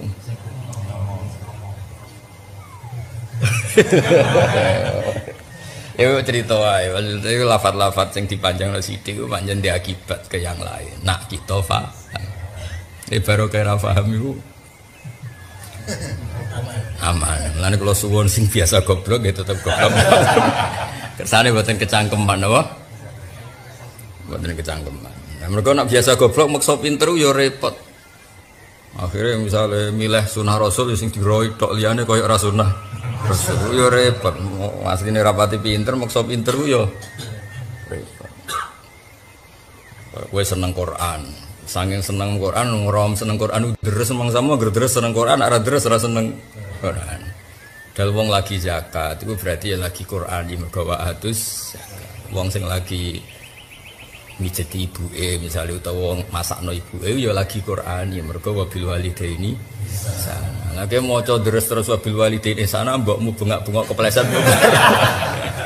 Dadi macanane Quran tapi prilakune mboten apa? Quran. Itu kan jadi repot. Nah, tapi wong rom seneng Quran iku ukurane deres sing terus mbok anggap seneng Quran. Ora deres ya. Jadi ya pancen yo goblok ku baru kamu nang ngandel. Nak sing biasa goblok ya monggo. Dari awal rencana Allah iku akanal insanu zaluman apa? Zaluman banget do ini jaulan banget goblok. Ya alhamdulillah sesuai rencana Tuhan. Itu kayak manusia iku akanal insanu zaluman banget. Zalime ergo zalim anut wazan mubalaghah dadi apa? Faul ya kan zalim biasa anak zalum banget zalime. Jahil bodoh biasa, bodoh sing standar. Nak jahil banget bodoh. Jadi keren loh. Maksudnya nak persaingan antara orang bodoh keren. Jadi mana ketemu mergo bodohnya papan atas. Bodoh ku ya ana kelompoke no. Ya mau nak damel partai. Mungkin kalau ketuane. Nek aku ketuane wong ora ngandulku ngandul kok. Tapi sing penting urip wis pokoke sing seneng pangeran nggih, nek ditakdir bodho ya nek iso dilangi nek ora ya aja dadekno bodho sing keminter nggih karena bikin pelaturan yang sepihak. Wong bodho sing keminter bikin pelaturan sing napa? Sepihak. Misale senenge salat jamaah, kaya jamaah iku fardhu ain. Nek ora jamaah kaya mesti salah. Padahal riyen Kanjeng Nabi ditakoki wong desa, kula niku seneng wedhus, seneng unta, urip kula teng hutan. Jadi rapati sholat jamaah ning masjid. Kadang jaraknya berkilo-kilo. Nabi gandeng mawon wis pokoke nek wae wektu salat teko kowe azan terus salat dhewe ngene. Lah jenis kaya iki kon jamaah ra sida Islam malah repot. Pamane nek pas jamaah terus kebune ilang malah nuntut Islam malah panjang. Duit kas masjid digo bayari wedhus ilang. Gara-gara jamaah wedhus yo. Ilang ya sebarno ngono isane ngono no. Kok ya ana sing sregep ngimami, mergo ketua takmir atau lagi pengurus masjid. Sekali di PHK ya mutuh. Pancen sregepe jamaah mergo sedang pengurus apa? Masjid. Ora pengurus ya wis dangtek napa? Ya ana sing ora ngajar. Dhuwur sing ngimami iki, asar sing ngimami iki bareng aku jamaah dhuwur dalem imam asar ra cocok. Ya wong akeh napa? Ya wong akeh. Ya macam-macam. Nah, tapi kalau pastikan, kadang-kadang bodoh itu ya ada hikmahnya, wow. Wong Allahu Akbar didawakno ya ora ono sing komplain. Sing komplain nak muin mergo wong pinter. Mulane jare sing kiye-kiye Jawa nak maca muin ono-ono wae sing aran muin. Wong Jawa ku ora ngefek ngono. Wong Jawa dikandani Allah, apa? Allahu Akbar. Kan gak ngefek to. Dua nak wong kudus ora roh. Sing misale ning desa-desa ngefek gak. Bener. Santai ya. Ya pancen ora ana salah. Sing maca ya ora ana salah, sing ngrungokno ya ora salah. Dadi alhamdulillah padha. Kadang kula gitu protes iya. Gus bodho kok alhamdulillah. Lah alhamdulillah sapa ora lillah. Bocah kok geblek. Ya alhamdulillah selawase ya lillah betul. Bocah kok tauhide jeblok. Gus bodho kok alhamdulillah. Ya alhamdulillah sapa nak gak. Selawase alhamdulillah. Nah alhamdulillah sapa Kak. Bocah legowo ora gelem, gremeng ya. Masa kowe ngene iki ya alhamdulillah. Ngaji hiburan ya. Ya hiburan misalnya niat paham ya rapati paham. Terus ngaji hiburan di bang maksiat ya ngaji. Paham piye halamane ora roh. Wis jelas ra paham tak jamin ra paham. Ya jadi terus di soal meneh mbek muin bae di kadang-kadang dikai mat Allahu Akbar kan menjadi kayak lafaz jamak af'alun kan. Jadi ada beberapa kesalahan yang alhamdulillah itu masyarakat kita itu ora paham. Gara-gara paham rano komplain jadi ra perlu rapat masjid mem-PHK imam. Ya nak ning Kudus ning Rembang sing ning sarang daerah-daerah wong alim di PHK ono gentine ning desa. Di PHK gentine luwih goblok. Utawa di PHK jebule iku wakife wak tanah, bariku masjide disita malah. Jadi komplek no, asli masyarakat itu komplek. Repot, sebarno. Penting sholatnya gak ada ngetan, keribetan kiri. Karena memang yuk, lalu diceritani guru-guru teng desa. Akhirnya alumni sarang nih mulang neng desa. Yo nak mbah tua is tua kuno. Sholat tuh ngeten, ketune ngeten. Bareng angger sujud yo kena ketune. Wong kena ketune kan. Bangsane dekne ditertibno. Mbah nak sujud itu butuhe dibuka sithik. Jebule gak buka bathuk. Iluke esuke ra salat. Mutung ya. Semenjak aku nek kapok ngloroi. Perkara bathuk wae malah akhire ra salat. Dadi teng desa ku komplain niku rugi ya. Mergo akibate fatal. Napa akibate iku? Jajal bojomu loro-loro nek ra mulih. Ora ana kamu sing wong wedok diloroi tambah apik ora. Nak nantang minggat iya. Ya nak minggat ra apa-apa nek sing dirafak. Wong omah wae ndekne derajat wae ndekne. Tapi derajat ndekne kaya gus-gus debutan dadi mantune kiai kan ana bunyaine te ora ana kiyaine. Kiyaine sing cantel to. Sing anak kiai sing wedok. Derajat numpang ini wis ora usah komplain.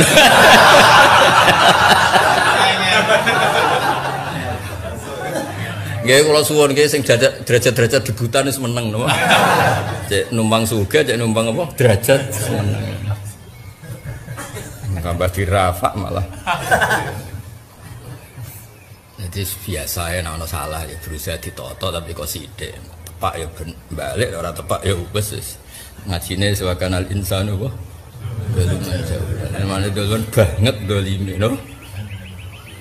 Jaulan banget pintune.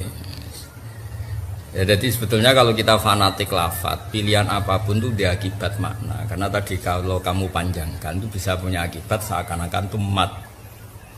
Allahu Akbar kan jadi mat. Tapi masalahnya nak mbok arani mesti istifham sing maca ora niat istifham kowe.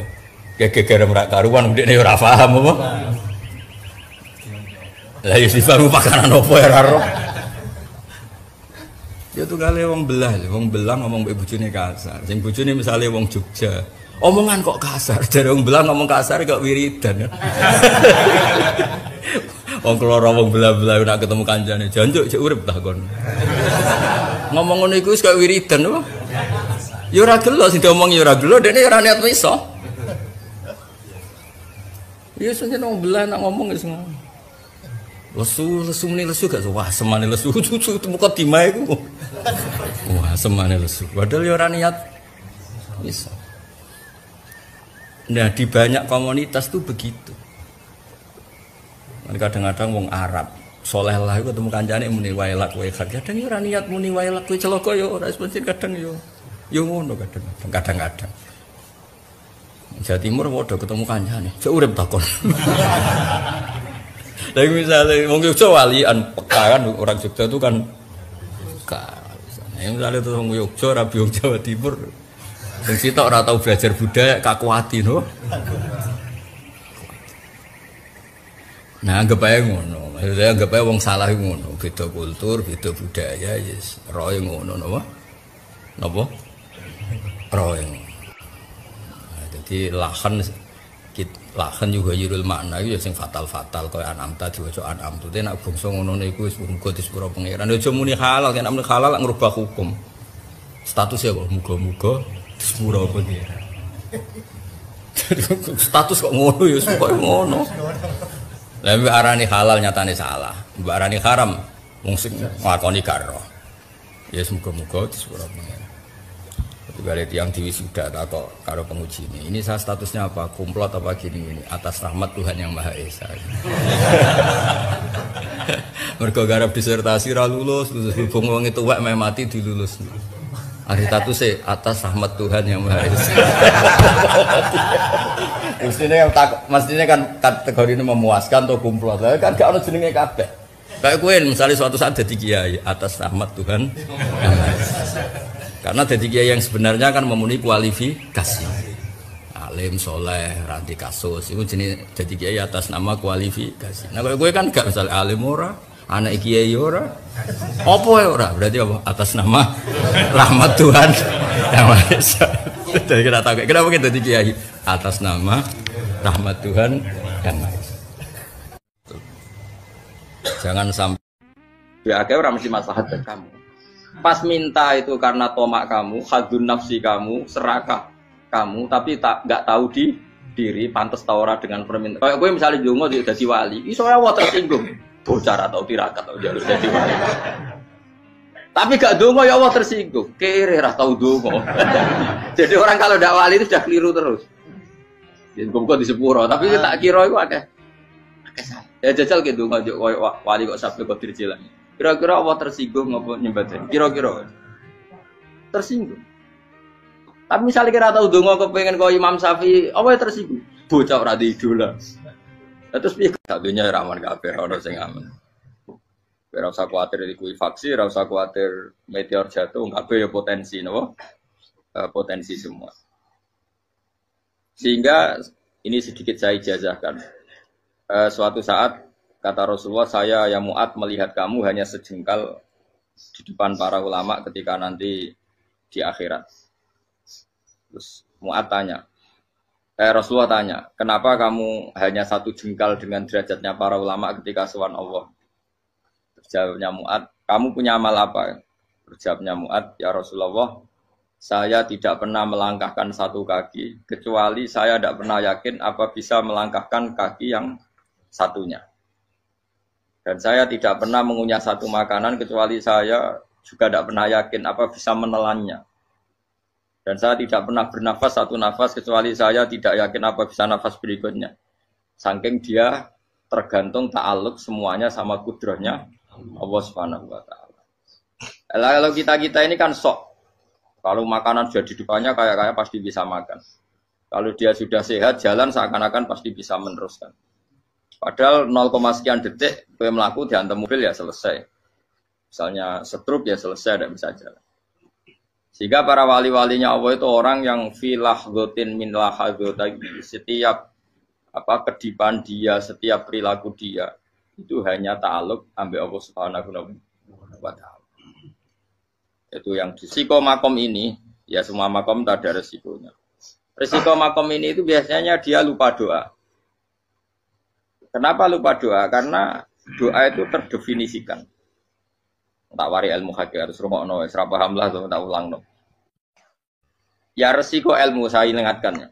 Ilmu itu kan ada dua. Ada ilmu yang karena didefinisikan. Dan itu akhirnya menjadi masalah. Sebenarnya ilmu itu tidak perlu definisi. Kedua ilmu yang kita rasakan. Misalnya gini, kalau sama saya tanya. Kamu pernah nggak minta jadi punya uang banyak? Nggak tanya, pernah nggak minta? Terus artinya minta itu apa?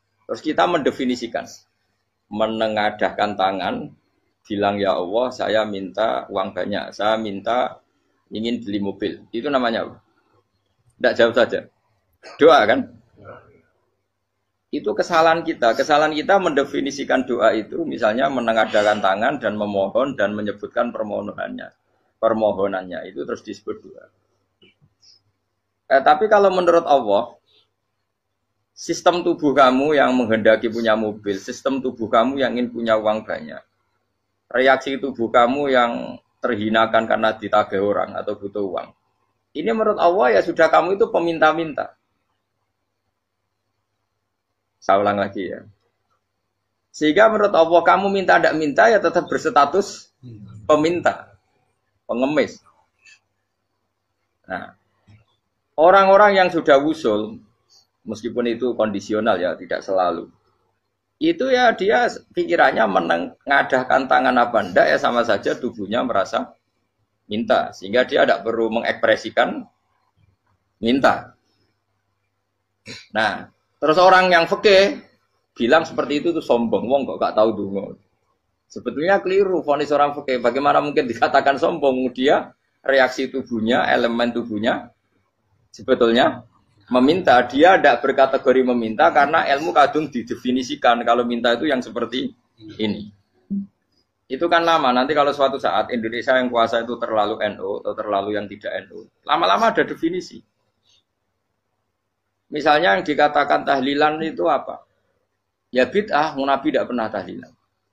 Sahabat tidak pernah nahlilin Nabi. Malah nggak kaji Nabi jadi tahlil. Mana nih tahlilan jalukno sepuro mayit, kaji Nabi jalukno sepuro. Sehingga dengan tradisi itu tahlil itu masuk definisi bid'ah. Karena nggak pernah dilakukan sahabat dan para tabi'in. Ya salahnya kamu definisikan. Tapi kalau udah kamu definisikan, diarani tahlil, ya mau la ilaha illallah. Terus mungkinkah satu bacaan la ilaha illallah dilarang? Wong ra oleh maca kalimat tauhid.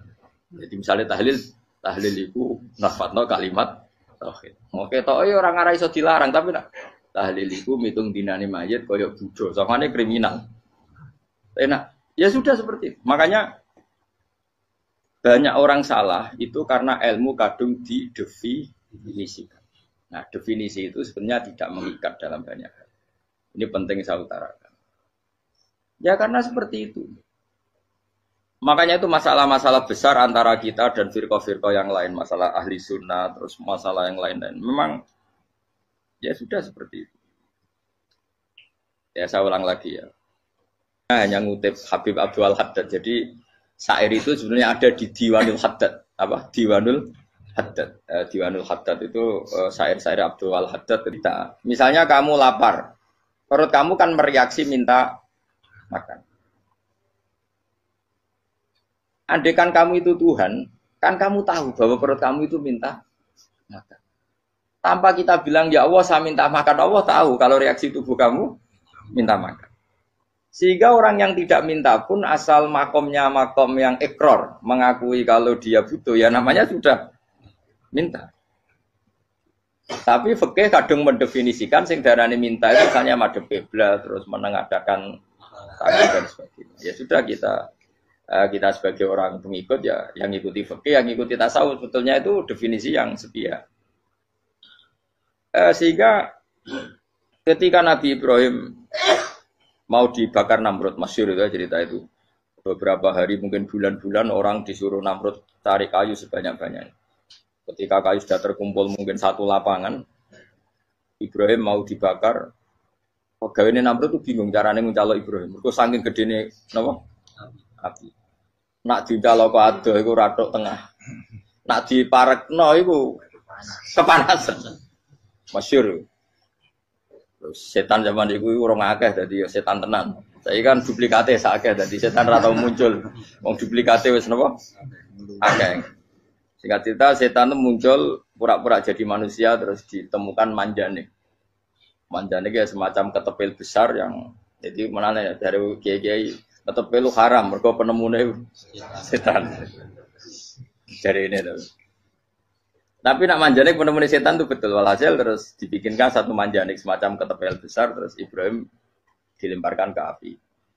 Lewat apa? Ketepil tadi. Idenya siapa? Setan. Nah ketika di tengah api itu unik.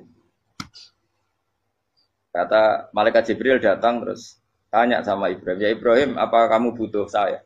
Butuh. Alakah hajah kamu punya kebutuhan? Jawab Ibrahim lah. Saya tidak punya kebutuhan. Amma ilaika fala, kalau ke kamu ndak. Karena kamu makhluk, apapun keren kamu Jibril tetap kamu makhluk. Amma ilaika fala. Ndak maksudnya butuh ke Allah nanti saya nyampaikan. Mana dinya Nabi Ibrahim kalau Allah ndak usah kamu sampaikan ya sudah tahu. Gua ambek Jibril. Oh, nak kowe ditekek tenan. Ya saya ulang lagi, apa kamu punya kebutuhan? Alaka hajalah amma ilaika fala, kalau ke kamu ndak. Ndak maksudnya butuh ke Allah, nanti saya sampaikan. Karena Jibril yang mentang-mentang dekat sama Allah dan tukang memberi informasi. Tapi kata Ibrahim, kalau ke Allah sih tidak perlu kamu. Dia sudah tahu. Nah itu terjadi namanya Habib Abdul Haddad masyhur itu apa? Hasbi min su'ali ilmuhu bihali. Jadi cukup ilmunya Allah itu menjadikan saya tidak perlu minta. Hasbi min su'ali ilmuhu bihali. Jadi ada kondisi tertentu yang para wali itu, saya ulang lagi, kondisi tertentu yang para wali itu ya tidak minta. Tapi kalau itu ditiru jenengan semua ini jadi keangkuhan. Kenapa? Wes ora ndonga tangane ditenangkan. No, atine ora eling pangeran, kan akhirnya ra njaluk tenan. Jadi kowe aja niru wali-wali. Nah, wali-wali itu kan misalnya tangannya tidak menengadah tapi semua sistem tubuhnya merasa butuh sama. Saya itu pernah ya, tapi itu kondisional dan saya juga ngulang tidak mesti bisa. Ketika saya umroh itu pernah saya ada satu kondisi itu doa ya di putaran pertama terus. Di putaran pertama saya berdoa ya agak banyak di multazam. Putaran kedua mau berdoa sudah tidak berani lagi. Sampai ke-7. Hari kedua ya tidak berani, hari ketiga tidak berani. Nah seperti itu tidak bisa dibuat-buat meskipun saya juga agak ingin. Tapi ya pas itu ya nggak bisa. Gara-gara itu korban kitab hikam, ya kitab hikam yang terkenal. Kitab hikam itu pernah cerita gini. Rubbama dallahum al-adab ala tarkit tolak. Terus di antara makalahnya itu wa inna ma yunabbahu man yajuzu alaihil ikhfal. Tapi kamu jangan niru dosa kan. Tapi jangan ingkar ilmu ini tambah dosa kowe. Jadi niru ya dosa, ingkar ya dosa. Jadi ada seorang wali kata Hikam. Kadang-kadang seorang wali itu mau doa diulang itu sungkan. Kenapa? Yang perlu diingatkan tuh yang potensi lupa. Allah kan masih ingat doa kemarin. Loh itu gara-gara saya sebelum umroh itu mensinau kitab Hikam itu agar itu kok. Ya Allah, sing tak dungani wingi ejek eling kok tak eling no meneh kan. Tapi kan akhirnya dungane eling. Ya Allah kayak kemarin. Hari ketiga ya Allah kayak. Makanya menurut saya ilmunya orang hakikat itu juga ada sisi kriminalnya karena ya tadi. Tapi kamu ingkar ya keliru. Memang Allah gak mungkin lupa, ngapain kamu ingatkan. Makanya menurut saya Allah itu manggat terbaik, bener-bener Rahman Rahim. Mestinya nak Allah terbaik, kue donga bedino malah ngamuk. Lah aku lali tapi mbok ilang eling dong. Tapi Allah itu ya maklumi, memang yang mungkin lupa. Wong Allah tidak pernah lupa kok, kamu ingetin terus.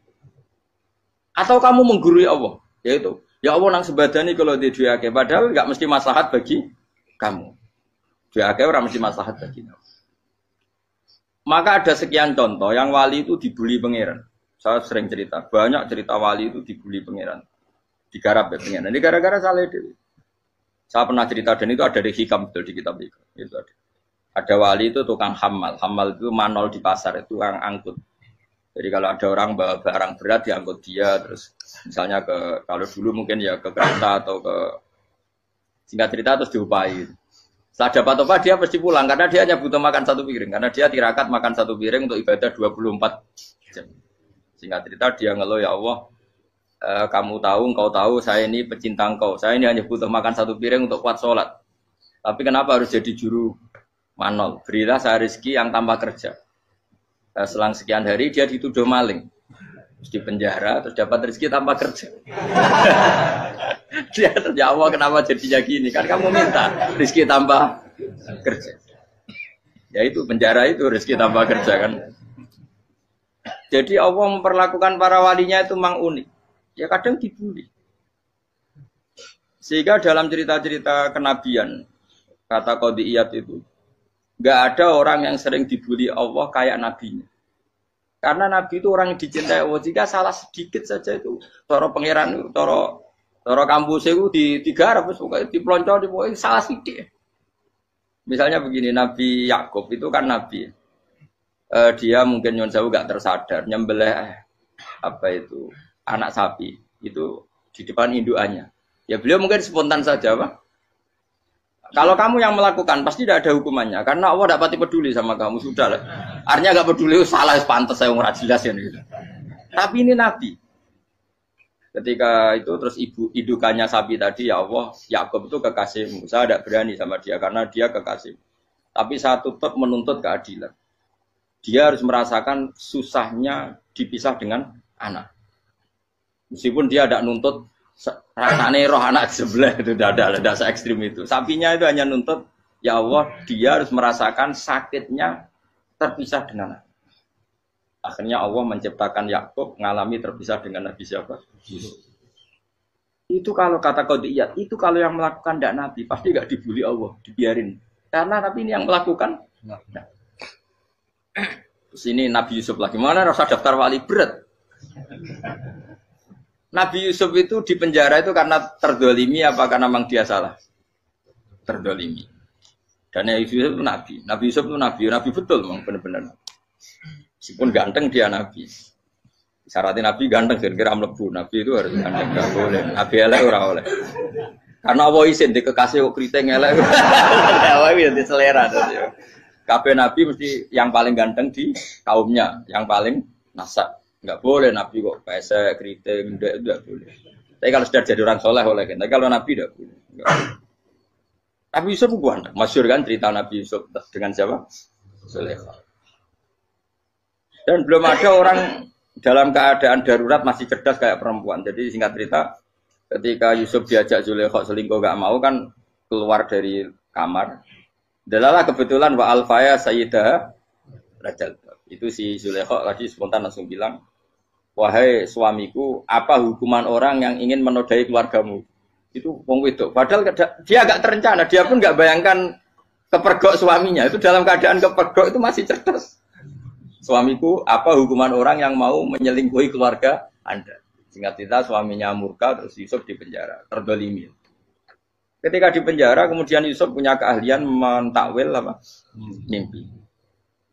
Kan tadi suaminya Zulaikha itu tidak sampai raja ya, kira-kira PM atau menteri. Raja itu punya mimpi yang bisa nakwil itu hanya Yusuf.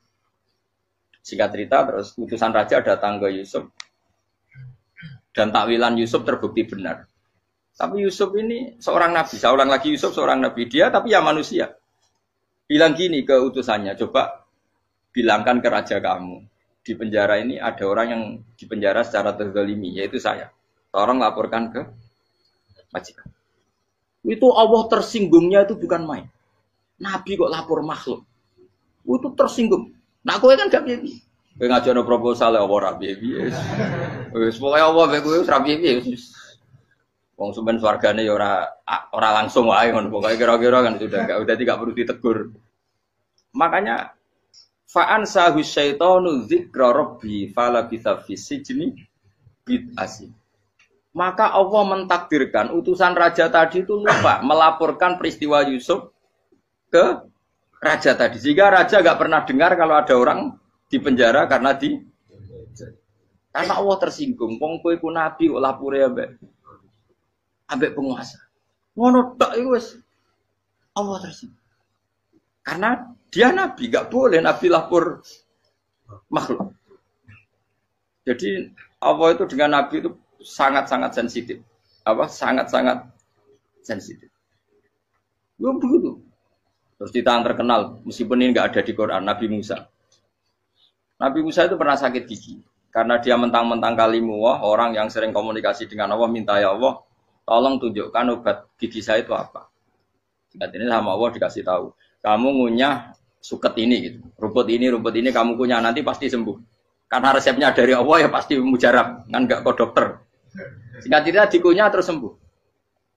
Suatu saat dia sakit gigi lagi, nggak konsultasi lagi karena masih punya resep tadi kopian apa resep. Dia datang nyari suket yang sama dikunyah tambah sakit. Tanya sama Allah, ya Allah ini kan resepnya yang sama, kenapa tambah sakit? Kata Allah, kamu itu kekasihku. Orang nak sing ngomabati ku aku ra suket sembrono. Semenjak itu Nabi Musa tidak pernah taruh resep lagi sudah. Andaikan tuh kamu, pasti Allah juga gak tersinggung. Makanya kata Qadiyat, kenapa para nabi sering ditegur itu bukan karena Allah murka. Nabi itu beda. Jadi kesalahan kecil atau apa-apa yang menurut kita ada salah itu untuk nabi salah. Makanya di ahli sunnah ada kaidah apa? Mimba bihasanatil abror sayyi'atul muqarrabin. Pernah dengar kaidah apa? Mimba bihasanatil abror sayyi'atul muqarrabin. Sesuatu kalau dilakukan umumnya orang itu hasanah atau kebaikan, tapi kalau dilakukan para nabi itu salah. Karena apa ya? Saking dekatnya dengan Allah. Saya ulang lagi apa? Mimba bihasanatil abror sayyi'atul muqarrabin. Jadi nabi itu beda.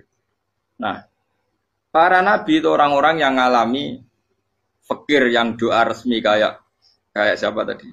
Definisi fikir ya sering. Kayak definisi orang tasawuf yang sering. Sehingga ketika Nabi berdoa, ya memang secara disiplin ilmu yang namanya berdoa ya minta Allah dengan mengadakan tangan. Ketika enggak berdoa, karena Nabi sadar Allah tidak perlu diingatkan lagi, pasti masih ingat. Jadi dua-duanya benar terus. Makanya Nabi itu lam yazal fitaroki, Nabi itu selalu naik derajatnya. Karena pas minta ya benar, pas tidak minta ya. Tapi kamu jangan niru, dosa kan. Tapi jangan ingkar ilmu ini, tambah dosa. Jadi niru ya dosa, ingkar ya dosa. Jadi ada seorang wali kata Hikam, kadang-kadang seorang wali itu mau doa diulang itu sungkan. Kenapa? Yang perlu diingatkan itu yang potensi lupa. Allah kan masih ingat doa kemarin. Loh itu gara-gara saya sebelum umroh itu mensinau kitab Hikam itu agar itu kok. Ya Allah, sing tak dungani wingi ejek eling kok tak eling no meneh. Dadi wa inna ma yunabbahu man yajuzu alil yang bisa diingatkan hanya orang yang potensi lupa. Sementara Allah tidak akan. Tapi kan akhirnya doanya elik. Ya Allah kayak kemarin. Hari ketiga ya Allah kayak. Makanya menurut saya ilmunya orang hakikat itu juga ada sisi kriminalnya karena ya tadi. Tapi kamu ingkar ya keliru. Memang Allah gak mungkin lupa, ngapain kamu ingatkan? Makanya menurut saya Allah itu manggat terbaik, bener-bener Rahman Rahim. Mestinya nak Allah terbaik, kue dungo bedino malah ngamuk. Lah aku lali tapi mbok eling dong. Tapi Allah itu ya maklumi ya, dengan kekeliruan. Kita ini kan selalu keliru. Dungo terus ya keliru sebetulnya. Karena seakan-akan kan mengingatkan seseorang yang mungkin lupa. Wong Allah tidak pernah lupa kok, kamu ingetin terus. Atau kamu menggurui Allah, yaitu ya Allah nang sebadani kalau dia duake, padahal nggak mesti maslahat bagi kamu. Duake orang mesti maslahat bagi kamu. Kalau kamu turun terus, pas minta itu karena tomak kamu, hadun nafsi kamu, serakah kamu, tapi nggak tahu diri, pantas taora dengan permintaan. Kayak gue misalnya jongo jadi wali, iso Allah tersinggung, bocor atau tirakat atau jalur jadi wali. Tapi gak dongo ya Allah tersinggung. Kere ra tau dongo. Jadi orang kalau ndak wali itu sudah keliru terus. Ya muga di sepuro, tapi tak kira iku akeh salah. Ya jajal ke dongo wali kok sabtu kok dirjelang. Kira-kira Allah tersinggung ngopo nyembah. Kira-kira tersinggung. Tapi misalnya kira tau dongo kepengen kok Imam Syafi'i, Allah tersinggung. Bocah ora di idola. Terus piye Gus? Piye kadung salah biasa wis. Wis bakat salah no. Salah. Ini sedungannya sing gampang itu mesti bener. Robbana dzalamna anfusana wa lam taghfir lana wa tarhamna lanakunanna minal khasirin. Saya pernah punya kitab dan kitab itu merasa luar biasa. Bahkan ketika adu bully itu, adu teori mahasiswa itu kayak pelonconan itu. Nabi sama Nabi pangeran gitu. Dan itu sekali yang satu salah melakukan disiplin ilmu, pangeran itu degradasi. Dan Allah memang mengancam gitu. Kalau kamu melanggar ini, la ahbiton namin diwanin nubuah. Nanti la amkuan namin diwanin nubuah. Kamu saya hapus dari buku kenabian. Tes-tesannya ya lucu. Misalnya begini. Kata Nabi Musa kan ditanya. Ketika dia khutbah ditanya orang. Siapa orang paling alim ya Nabi Allah? Sekarang orang paling alim itu siapa? Nabi Musa jawab, saya kan. Ya itu Allah tersinggung karena wong kok mletene ngono.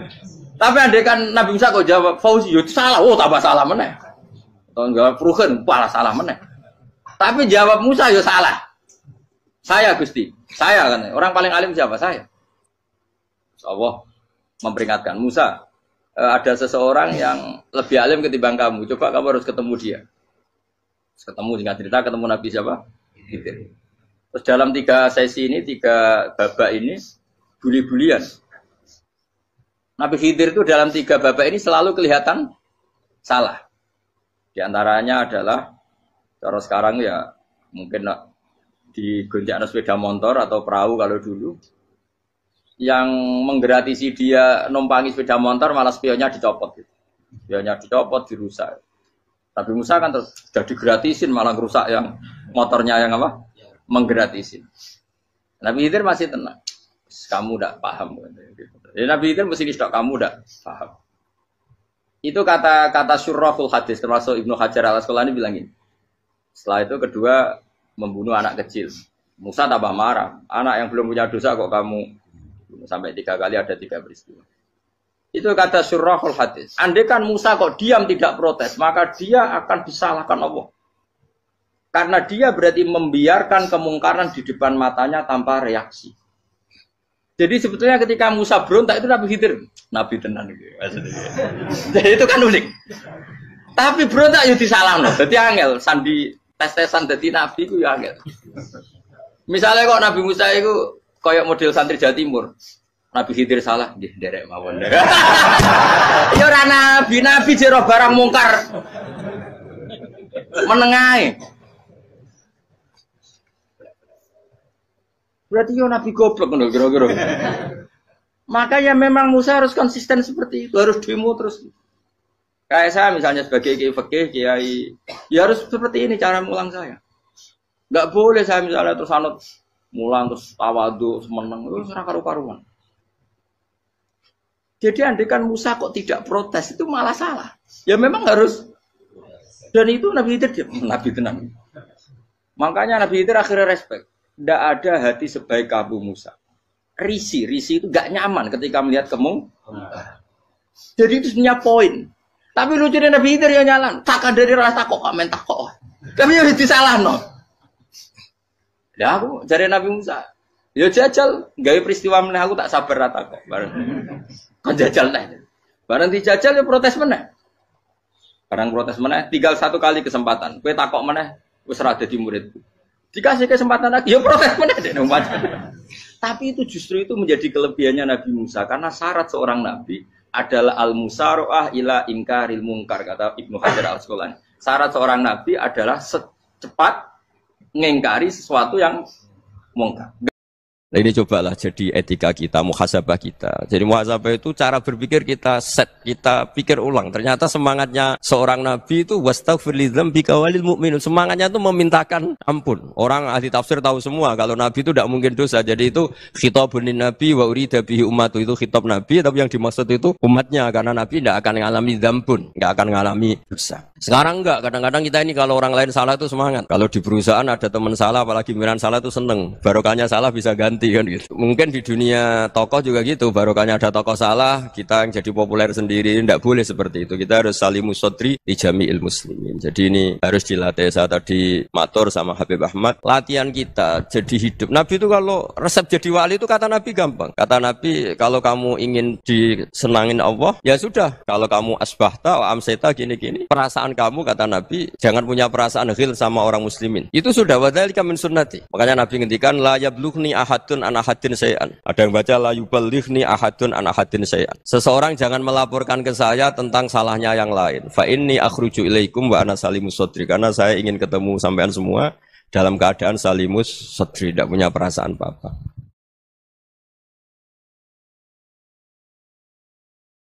Dalam konteks Indonesia, muhasabah itu sudah jadi perilaku ya. Karena dulu orang tua saya, guru-guru saya kalau ngandani itu, bayangkan kalau kamu jadi dia. Jadi misalnya kita mentang-mentang atasan, otoriter sama bawahan. Bayangkan kalau kamu jadi yang bawahan itu kayak apa? Laukun tamakanah, kalau orang Arab bilang, bayangkan kalau kamu di posisi dia. Makanya guyonannya orang-orang Indonesia itu kan orang ngaramkan judi gitu, bareng dikasih tahu. Tapi yang menang anak jenengan, alhamdulillah. Ternyata ngaramkan itu karena ada anaknya. Kalau anaknya yang menang ya seneng. Meskipun itu guyonan, tapi saya punya padanan itu dalam kitab Hikam. Nabi Ibrahim itu Khalilur Rahman, tentu bencinya minta ampun sama yang namanya maksiat. Suatu saat beliau diterbangkan di alam malakut. Itu kalau di Hikam saya halaman 15 juga. Saya masih ingat betul. Mungkin kalau Anda beda halaman karena beda cetakan. Atau enggak punya kitabnya. Atau punya tapi tidak bisa baca. Nah itu jadi berbagai kemungkinan. Atau punya tidak bisa baca tapi dianggap jimat. Atau digo pencitraan. Banyak itu kaji-kaji tidak bisa baca kitab tapi di ruang tamunya kitabnya besar-besar. Pencitraan itu. Tapi ya bagus lah, enggak apa-apa untuk syiar. Setelah diterbangkan di alam malakut, diperlihatkan sama Allah. Ada orang pezina, ada orang syaribul khomri, ada orang mabuk, ada orang macam-macam. Allah tanya sama Nabi Ibrahim, bagaimana pendapat kamu Ibrahim tentang mereka yang maksiat? Kata Nabi Ibrahim, ya Allah habisi saja mereka. Mereka hidup di bumi engkau, makan rezeki engkau, kemudian mereka tidak taat sama engkau. Singkat cerita di fase itu, saya ulang lagi di fase itu, Allah nurutin. Sampai sekian peristiwa, mungkin 3 atau 4. Sudah, setelah sekian tahun Nabi Ibrahim lupa peristiwa itu, kemudian beliau diminta menyembelih anaknya. Ini versi kitab Hikam. Memang versinya banyak tentang kenapa Nabi Ibrahim disuruh menyembelih anaknya. Ketika mau menyembelih anaknya, Nabi Ibrahim ragu. Huwa samratu fuadi. Anak saya ini buah hati saya, kenapa engkau suruh menyembelih? Terus kata Allah, apa kamu tidak ingat ketika kamu saya angkat di alam malakut, kemudian kamu usul bunuh-bunuh, saya tidak mempertimbangkan usul Anda, tapi kenapa sekarang saya merintahkan kamu mikir? Gitu. Terus, ya karena ini anak saya ya Allah. Terus kata Allah, rumang samu wong sumpukon mata ini gak gawean kau sing gawe kowe enak wae usul mata ini. Jadi sebenarnya saya yang bikin, kemudian Anda enak aja usul membunuh. Semenjak itu Nabi Ibrahim itu di eranya itu asfaqun nas, orang paling sayang sama manusia. Karena kadang kita keras itu ya kebetulan itu udah anak kita, ada keluarga kita. Cara orang Jawa itu kan gitu ya, kalau ada perempuan terus macak yang macam-macam pakai sepeda motor cowok terus wah itu luput suwo semoga-moga gini tapi setelah dikasih tahu niku ponakane jenengan semoga-moga selamat. Jadi jangan-jangan kemarin ahli ma'asi itu kebetulan tuh tidak keluarga kita. Kalau keluarga kita yang pernah salah pada kita, semangat kita mintakan maaf. Jangan-jangan kita didikte hukum sosial gitu. Jadi orang yang salah kebetulan tuh orang yang menservis kita. Atau keluarga kita, atau orang dekat kita. Jangan-jangan semangat kita mintakan ampun. Tapi kalau sama orang lain, kebetulan musuh kita semangatnya minta itu kena adab. Nah ini yang nggak boleh dalam Islam. Islam mengajarkan niru Rasulullah SAW, Nabi itu rahmatal lil alamin. Bahkan kemarin saya ngaji virtual sama beberapa habaib. Ada Habib Ali Al-Jufri dari Mesir, ya.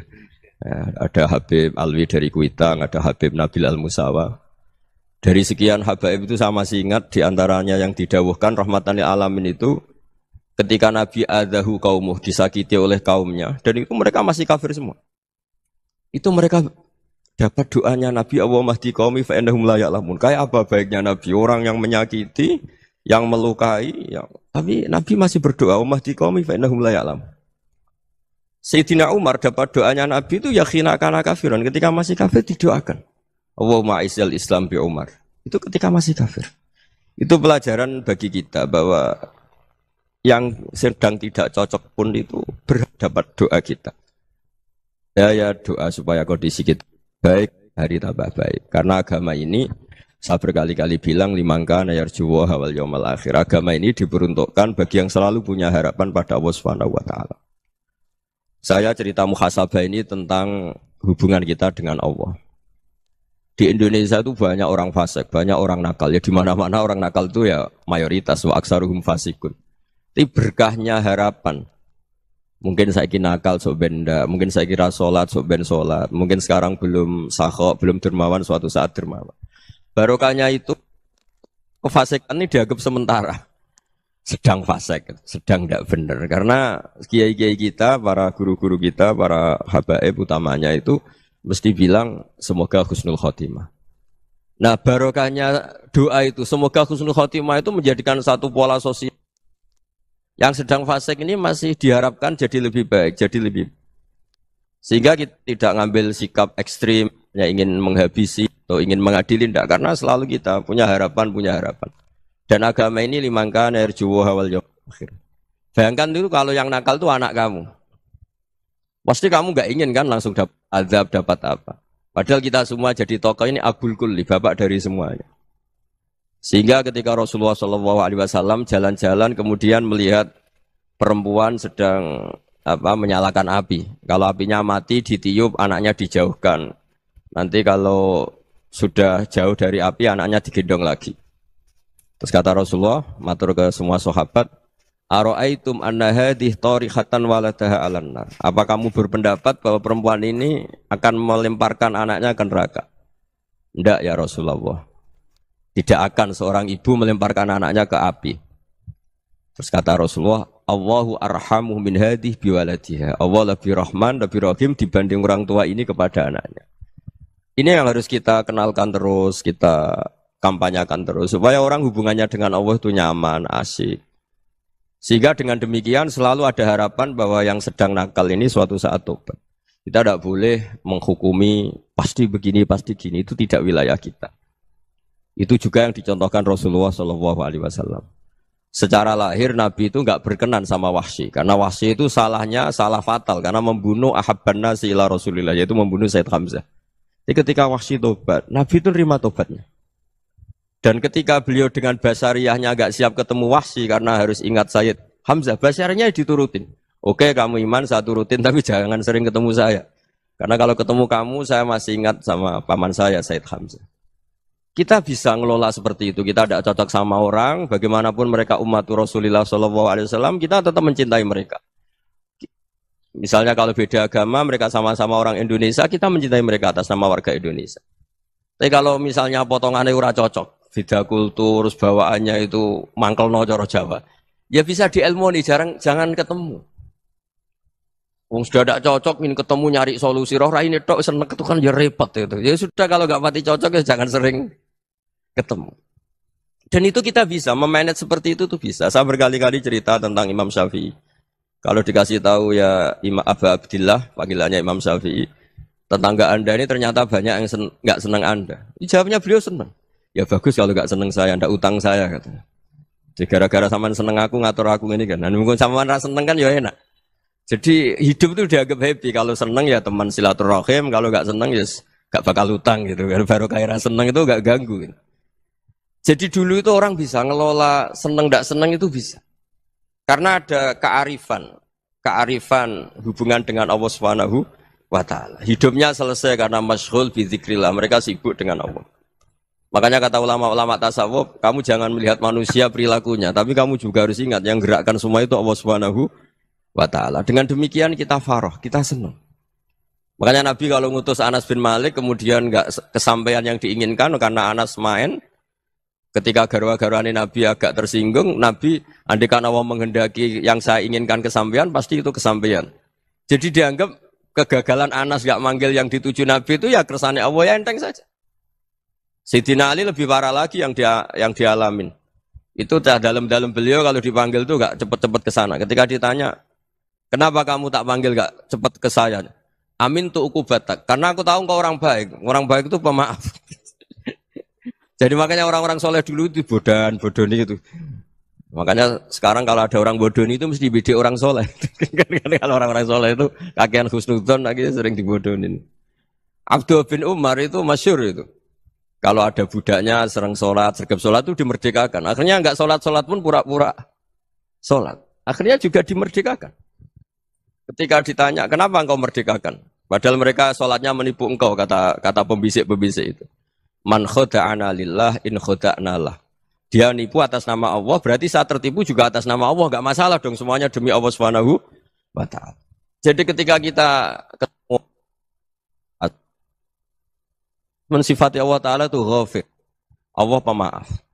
Jangan kamu enggak fair untuk diri kamu nyifati Allah ghafir, pada orang lain Allah kamu sifati syadidul iqab. Jadi Allah kamu atur, kayak MC tadi ngatur saya. Jadi Allah itu apa? Kalau pada saya ghafir, kalau pada musuh saya syadidul iqab. Itu enggak fair. Kalau Anda punya harapan kepada Allah karena Allah Rahman Rahim, Allah ghafir, sebenarnya Allah pada musuh kita ya bisa saja Allah ghafir, bisa saja Allah Rahman Rahim. Sehingga kita melihat orang lain yang kita tidak cocok itu ya enteng saja. Itu min ummati Rasulillah sing tanaluhu syafa'atu, tanaluhu sa'atu rahmati, tanaluhu fair. Jangan dengan kita kayak mesti dapat rahmat. Jangan orang lain kayak Allah pasti syadidul iqab. Itu tidak boleh. Sehingga ketika ada orang Badui, singkat cerita orang Badui ini kencing di masjid. Semua sahabat membentak dia. Yang enggak bentak hanya Nabi tok. Saking mangkelnya orang ini karena semua sahabat bentak kecuali Nabi. Setelah dibenarin Nabi, terus Nabi nyuruh Sobu Ali Dhanuban min ma'in. Setelah disucikan masjid itu, dia berdoa keras sekali. Allahumma arhamni wa Muhammadan wa la tarham ma'ana ahadan. Ya Allah yang berhak dapat rahmatmu hanya saya dan Nabi Muhammad, yang lainnya jangan. Karena yang lainnya tuh jengkelin, gitu aja saya salah dimarah-marahin. Gitu. Jadi kalau kamu doa terbatas ya kayak orang Bedui ini, kayak orang Arabi. Apa kata Nabi? Laqad tahajjarta wasi'an. Allah yang rahmatnya luas menjadi kamu sempitkan. Karena kamu mau atur Allah hanya rahman pada Indonesian Power, pada NU, pada kita yang orang lain nggak perlu dapat. Itu kan kasihan Islam karena Islam terus nggak dimiliki semua orang. Allah nggak dimiliki semua orang. Rasulullah nggak dimiliki semua orang karena di NU, di ormas tertentu, di nggak boleh seperti itu. Nggak boleh takhasyar tawasian kata Nabi, nggak boleh mempersempit zat yang rahmatnya itu luas. Ini semoga etika ini kita pakai di Indonesia. Yang sedang fase kita harapkan lebih baik. Yang sedang nggak dapat hidayah kita doakan dapat apa? Hidayah. Masyhur kan, makanya tadi saya mohon sama Habib Ali supaya Habib Ahmad supaya tetap mahalul qiyam, tabaruk sama Habib Ali di antara doa-doa di Simtud Duror masyhur itu antuqa bilal mudhniba minnah bil ghufran wal musi'a bil ihsan. Jadi harapannya para habaib, para orang-orang baik dulu ya semoga yang dosa itu dimaafkan, yang sedang salah dibuka, bikin lebih baik. Nabi itu tugasnya juga gitu. Wastaghfir li dzambika walil mu'minina wal mu'minat. Nabi itu tugasnya juga memintakan ampun yang sedang salah. Nah ini cobalah jadi etika kita, muhasabah kita. Jadi muhasabah itu cara berpikir kita set, kita pikir ulang. Ternyata semangatnya Seorang nabi itu wastaghfir lidzambika walil mu'minun. Semangatnya itu memintakan ampun. Orang ahli tafsir tahu semua kalau nabi itu tidak mungkin dosa. Jadi itu khitabun nabi wa urida bihi ummatu, itu khitab nabi tapi yang dimaksud itu umatnya, karena nabi tidak akan mengalami dzambun, enggak akan mengalami dosa. Sekarang enggak, kadang-kadang kita ini kalau orang lain salah itu semangat. Kalau di perusahaan ada teman salah, apalagi pimpinan salah itu seneng. Barokahnya salah bisa ganti kan gitu. Jadi kalau mungkin di dunia tokoh juga gitu, barokahnya ada tokoh salah, kita yang jadi populer sendiri, tidak boleh seperti itu. Kita harus salimus sodri di jami'il muslimin. Jadi ini harus dilatih. Saya tadi matur sama Habib Ahmad, latihan kita jadi hidup. Nabi itu kalau resep jadi wali itu kata Nabi gampang. Kata Nabi, kalau kamu ingin disenangin Allah, ya sudah. Kalau kamu asbahta wa amseta gini-gini, perasaan kamu kata Nabi, jangan punya perasaan ghil sama orang muslimin. Itu sudah wadzalika min sunnati. Makanya Nabi ngendikan la yablughni ahadun an ahadin syai'an. Ada yang baca la yuballighni ahadun an ahadin syai'an. Seseorang jangan melaporkan ke saya tentang salahnya yang lain. Fa inni akhruju ilaikum wa ana salimus sadri. Karena saya ingin ketemu sampean semua dalam keadaan salimus sadri, tidak punya perasaan apa-apa. Karena kalau nurutin membisik, nurutin informasi itu ya repot, karena orang pasti sepihak. Ada kiai yang top, datang ke kampung-kampung ning desa-desa. Kata yang seneng itu punya akhlak. Wah itu bagus orang besar datang ke kampung-kampung. Kata yang enggak seneng, wah itu jobnya kiai kecil kok diambil, itu kan ya kasihan itu kan sudut pandang. Makanya saya sering bilang, akal kita ini cukup untuk mentasdik Rasulullah Shallallahu Alaihi Wasallam. Meskipun perasaan kita kadang orang Jawa itu beda. Saya berkali-kali bilang sama peneliti dari Jogja, kenapa sih Gus para nabi itu kok poligami istrinya banyak? Nabi Dawud katanya itu berapa? Nabi Sulaiman malah jumlahnya agak terbatasin. Nabi Muhammad itu paling sedikit. Saya tanya gini, perempuan itu orang lemah, jadi kalau nolong orang satu gimana baik? Kalau nolong orang dua ya lebih baik, ya sudah kira-kira seperti itu. Paling tidak akal kita masih tahu kalau orang baik itu kan mesti baik. Nolong orang satu baik, nolong orang dua ya lebih baik, nolong orang tiga lebih baik. Tapi kalau kamu orang nggak baik, satu saja kamu terlantarin, kamu miskinkan, kamu ya tinggal diukur kan. Kalau orang baik nambah baik, tapi kalau orang buruk tambah buruk. Nah itu akal. Akal kita bisa menganalisis kenapa sih nikah itu ada yang poligami, ada yang enggak. Sudah ukur saja diri kamu. Misalnya kayak saya elek keriting, rabi terus, memperbanyak wong elek, orang perilaku netok, raine dadi elek kabeh gitu. Tapi nak kowe ku ganteng, alim, ganteng, sugih, anake ganteng-ganteng, berhubung kowe saleh ahli swarga kabeh, mertua yo bangga karena karir kamu meyakinkan, ini mertua kamu aja gak bangga mau nambah. Ipar gak bangga, mertua gak bangga, desa kamu yang kamu wayai juga gak. Beda dengan Nabi ketika nikah Juwairiyah itu gak ada pernikahan sebarokah Nabi dengan Juwairiyah itu. Azharu Rasulillah, di situ habis perang banyak tawanan gara-gara jadi besanya Nabi langsung dibebaskan semua karena Azharu Rasulillah. Sekarang besanya Kanjeng Nabi. Dulu Abu Sufyan mangkalnya bukan main sama Nabi. Gara-gara putrinya dinikah terus langsung jadi. Kalau kamu kan enggak, nikah satu, nikah lagi, satu kampung musuh kamu. Karena istri pertama ya cemburu, yang kedua agak bangga.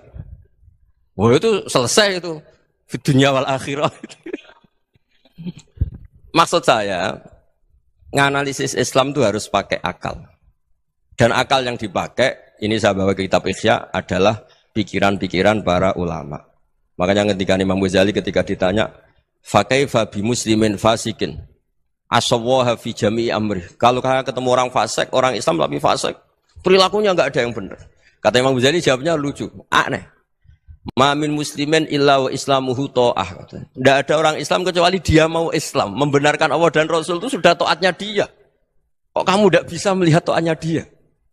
Dia pikirannya kan ini pemabuk, ini tukang apa. Tapi kata Imam Ghazali, sebenarnya kamu masih bisa berpikir positif. Ma min muslimin illa wa islamuhu ta'ah. Tidak ada seseorang Islam ketika dia milih Islam itu pasti ada taatnya, yaitu tasdik pada Allah dan tasdik kepada Rasulullah sallallahu alaihi wasallam. Jadi dengan pola seperti itu, maka di antara guru-guru kita yang modern ya di era Mbah Maimun, di sini ada Habib Ahmad. Habib Salim, syair yang sering dibaca beliau adalah ada orang munajat sama Allah, ini cerita munajat. Itu orang itu ngendikan gini, ana muznibun, ana mukhtiun, ana asi. Huwa rahimun, huwa ghafirun, huwa afi. Ya Allah, saya mukhti, saya orang yang salah. Ana mudnib, saya orang yang dosa. Ana asin, saya sering maksiat. Tapi engkau ya Allah, engkau ghafir, pemaaf. Engkau rahim, maha pengasih. Engkau afin, yang mudah memaafkan. Terus kata orang ini, ya agak kurang ajar, tapi saking senengnya sama Allah. Qobal tuhunna salasatan bisalasati. Ya gini saja ya Allah, sifat engkau diadu dengan sifat saya. Engkau Tuhan, Gusti, enggak boleh kalah katanya. Terus wasatahliban ausofu ausofi, dan kau pasti pemenangnya gitu. Jadi ada orang rayu Allah dengan cara seperti itu ya ada ya. Saya ini manusia, salah saya banyak. Engkau ampunannya banyak. Engkau Tuhan, Gusti, enggak boleh ampunan Anda, ampunan engkau kalah dengan salah saya. Enggak boleh Tuhan kok kalah. Nah, jadi untuk supaya orang punya harapan gitu. Banyak juga wali-wali yang jadab ketika datang ke makam Rasulullah SAW. Itu kalau dongo ya agak kacau sebetulnya, cara syariat agak kacau. Ya Allah, engkau punya dua pilihan. Jika engkau menjadikan saya soleh, surah habibu, yang senang kekasihmu, yaitu Rasulullah SAW. Tapi jika engkau menjadikan saya fasik, surah aduwuk, yang senang itu setan. Monggo jenengan mau menyenangkan kekasih jenengan, mau menyenangkan musuh jenengan, monggo. Jenengan bebas kok memilih. Nah, mestinya Allah ya senang menyenangkan kekasihnya. Jadi ya, intinya Allah dipaksa untuk menjadikan dia orang soleh gitu. Jadi kayak kemarin itu Pak Bu siapa? Yang kesini itu yang sama jenengan. Kuliah kesini itu sama Habib Ahmad. Saya pertama enggak mau, lama-lama Habib Ahmad. Ini gimana Gus? Orang taunya saya dekat jenengan, kalau enggak kasil saya waduh. Ini kayak doanya wali yang tadi. Enggak punya pilihan, Bu. Enggak ada pilihan ini. Jadi saya mohon muhasabah itu dimulai cara berpikir. Makanya di sini sebetulnya tag ini supaya dapat barokahnya Ihya. Ini kitab yang disenangi para habaib, para ulama. Sebetulnya tag di muhasabah itu redaksinya gini ya, yang lengkap loh. Hasibu anfusakum qabla an tuhasabu wa zinuha qabla an tuzanu wa tahayya'u lil ardil akbar. Jadi ada kata wazinu, jadi ukur. Perilaku Anda ini diukur, ditakar. Misalnya kita sebagai suami kan ya punya hal-hal yang kita tidak ideal. Cara wong Jawa mesti pesek. Cara rezeki ya pas-pasan. Dan kita juga kalau makanya enggak boleh tanya istri begini, apa saya cinta pertama Anda? Pasti Anda kecewa. Orang jadi istri hanya korban terakhir gitu. Sudah. Karena orang kalau ngelamar kemana-mana enggak jadi, yang jadi istri itu pasti korban terakhir gitu. Jarang istri pilihan pertama, jarang. Ayo semua yang nikah. Rata-rata itu pilihan Anda pertama Pak, dari sekian ditolak di mana-mana terus. Ya perempuan terakhir. Kamu juga korban terakhir gitu. Itu wali-wali dulu kalau ngandani kita itu sederhana. Antal ini masyhur diceritakan Habib Zain bin Semit dalam kitab Al-Manhajus Sawi. Anta lam tajid min nafsika kullama turid. Fa kaifa turidu min ghairika kullama turid. Kamu yang ingin ideal saja, kamu tidak menemukan pada diri kamu untuk menjadi ideal. Kamu kan ingin ganteng, ingin punya uang banyak, ingin perilaku Anda sempurna. Anda saja yang punya keinginan tidak bisa mewujudkan keinginan Anda sendiri. Fa kaifa turidu min ghairika ma turid. Jadi anta lam tajid min nafsika kullama turid. Fa kaifa turidu min ghairika kullama turid. Kamu yang punya keinginan saja. Misalnya saya ingin punya uang banyak, perilaku saya selalu benar, enggak pernah salah. Loh, saya yang ingin saja dengan diri saya enggak bisa untuk benar terus. Kok kamu berharap orang lain selalu benar? Jadi anta lam tajid ya sama. Kalau kamu menuntut istri kamu itu ramah, neriman, apa kamu neriman sama wajah istri Anda gitu? Engko yo pola ning dindi jajaki sana jajaki sini, kamu sendiri ndak kona apa. Jadi itu nasihat yang luar biasa. Anta lam tajid min nafsika kullama turid, fa kaifa turidu min ghairika kullama turid. Kamu mau menghormati semua orang, ndak mau kan? Kemudian Anda berharap semua orang menghormati kamu. Kamu tidak ingin kan orang lain semua menghujat kamu. Sementara kamu enak aja menghujat orang lain. Makanya Rasulullah SAW itu luar biasa ketika bikin kaidah sosial. Apa la yu'minu ahadukum hatta yuhibba li akhihi ma yuhibbu li nafsihi. Jadi kalau ukuran iman itu sederhana. Kalau sesuatu itu baik, nyaman bagi Anda ya bayangkan itu pada teman Anda. Misalnya Anda bangun tidur sudah acak-acakan, enggak punya uang, utang jatuh tempo, kan enggak ingin ketemu orang.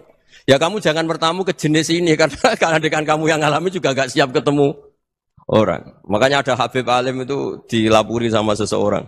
Beb, dulu teman saya itu ketika saya kaya itu sering main ke saya. Setelah saya miskin, mereka tidak main ke saya. Kata Habib itu bagus, sunah begitu itu bagus. Coba kalau kamu dulu kaya, teman kamu main kan kamu gaya. Di rumah ada makanan, bisa hormat kamu. Setelah kamu miskin jadi buruh manol di pasar atau buruh bikin boto, teman kamu datang, malu enggak kamu? Mendingan enggak datang gitu.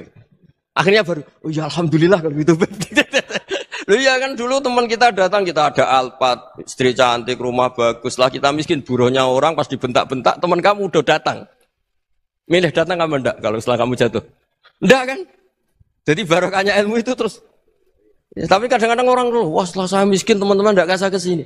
Ya kalau kamu sudah jatuh teman-teman kamu ke situ jadi tontonan.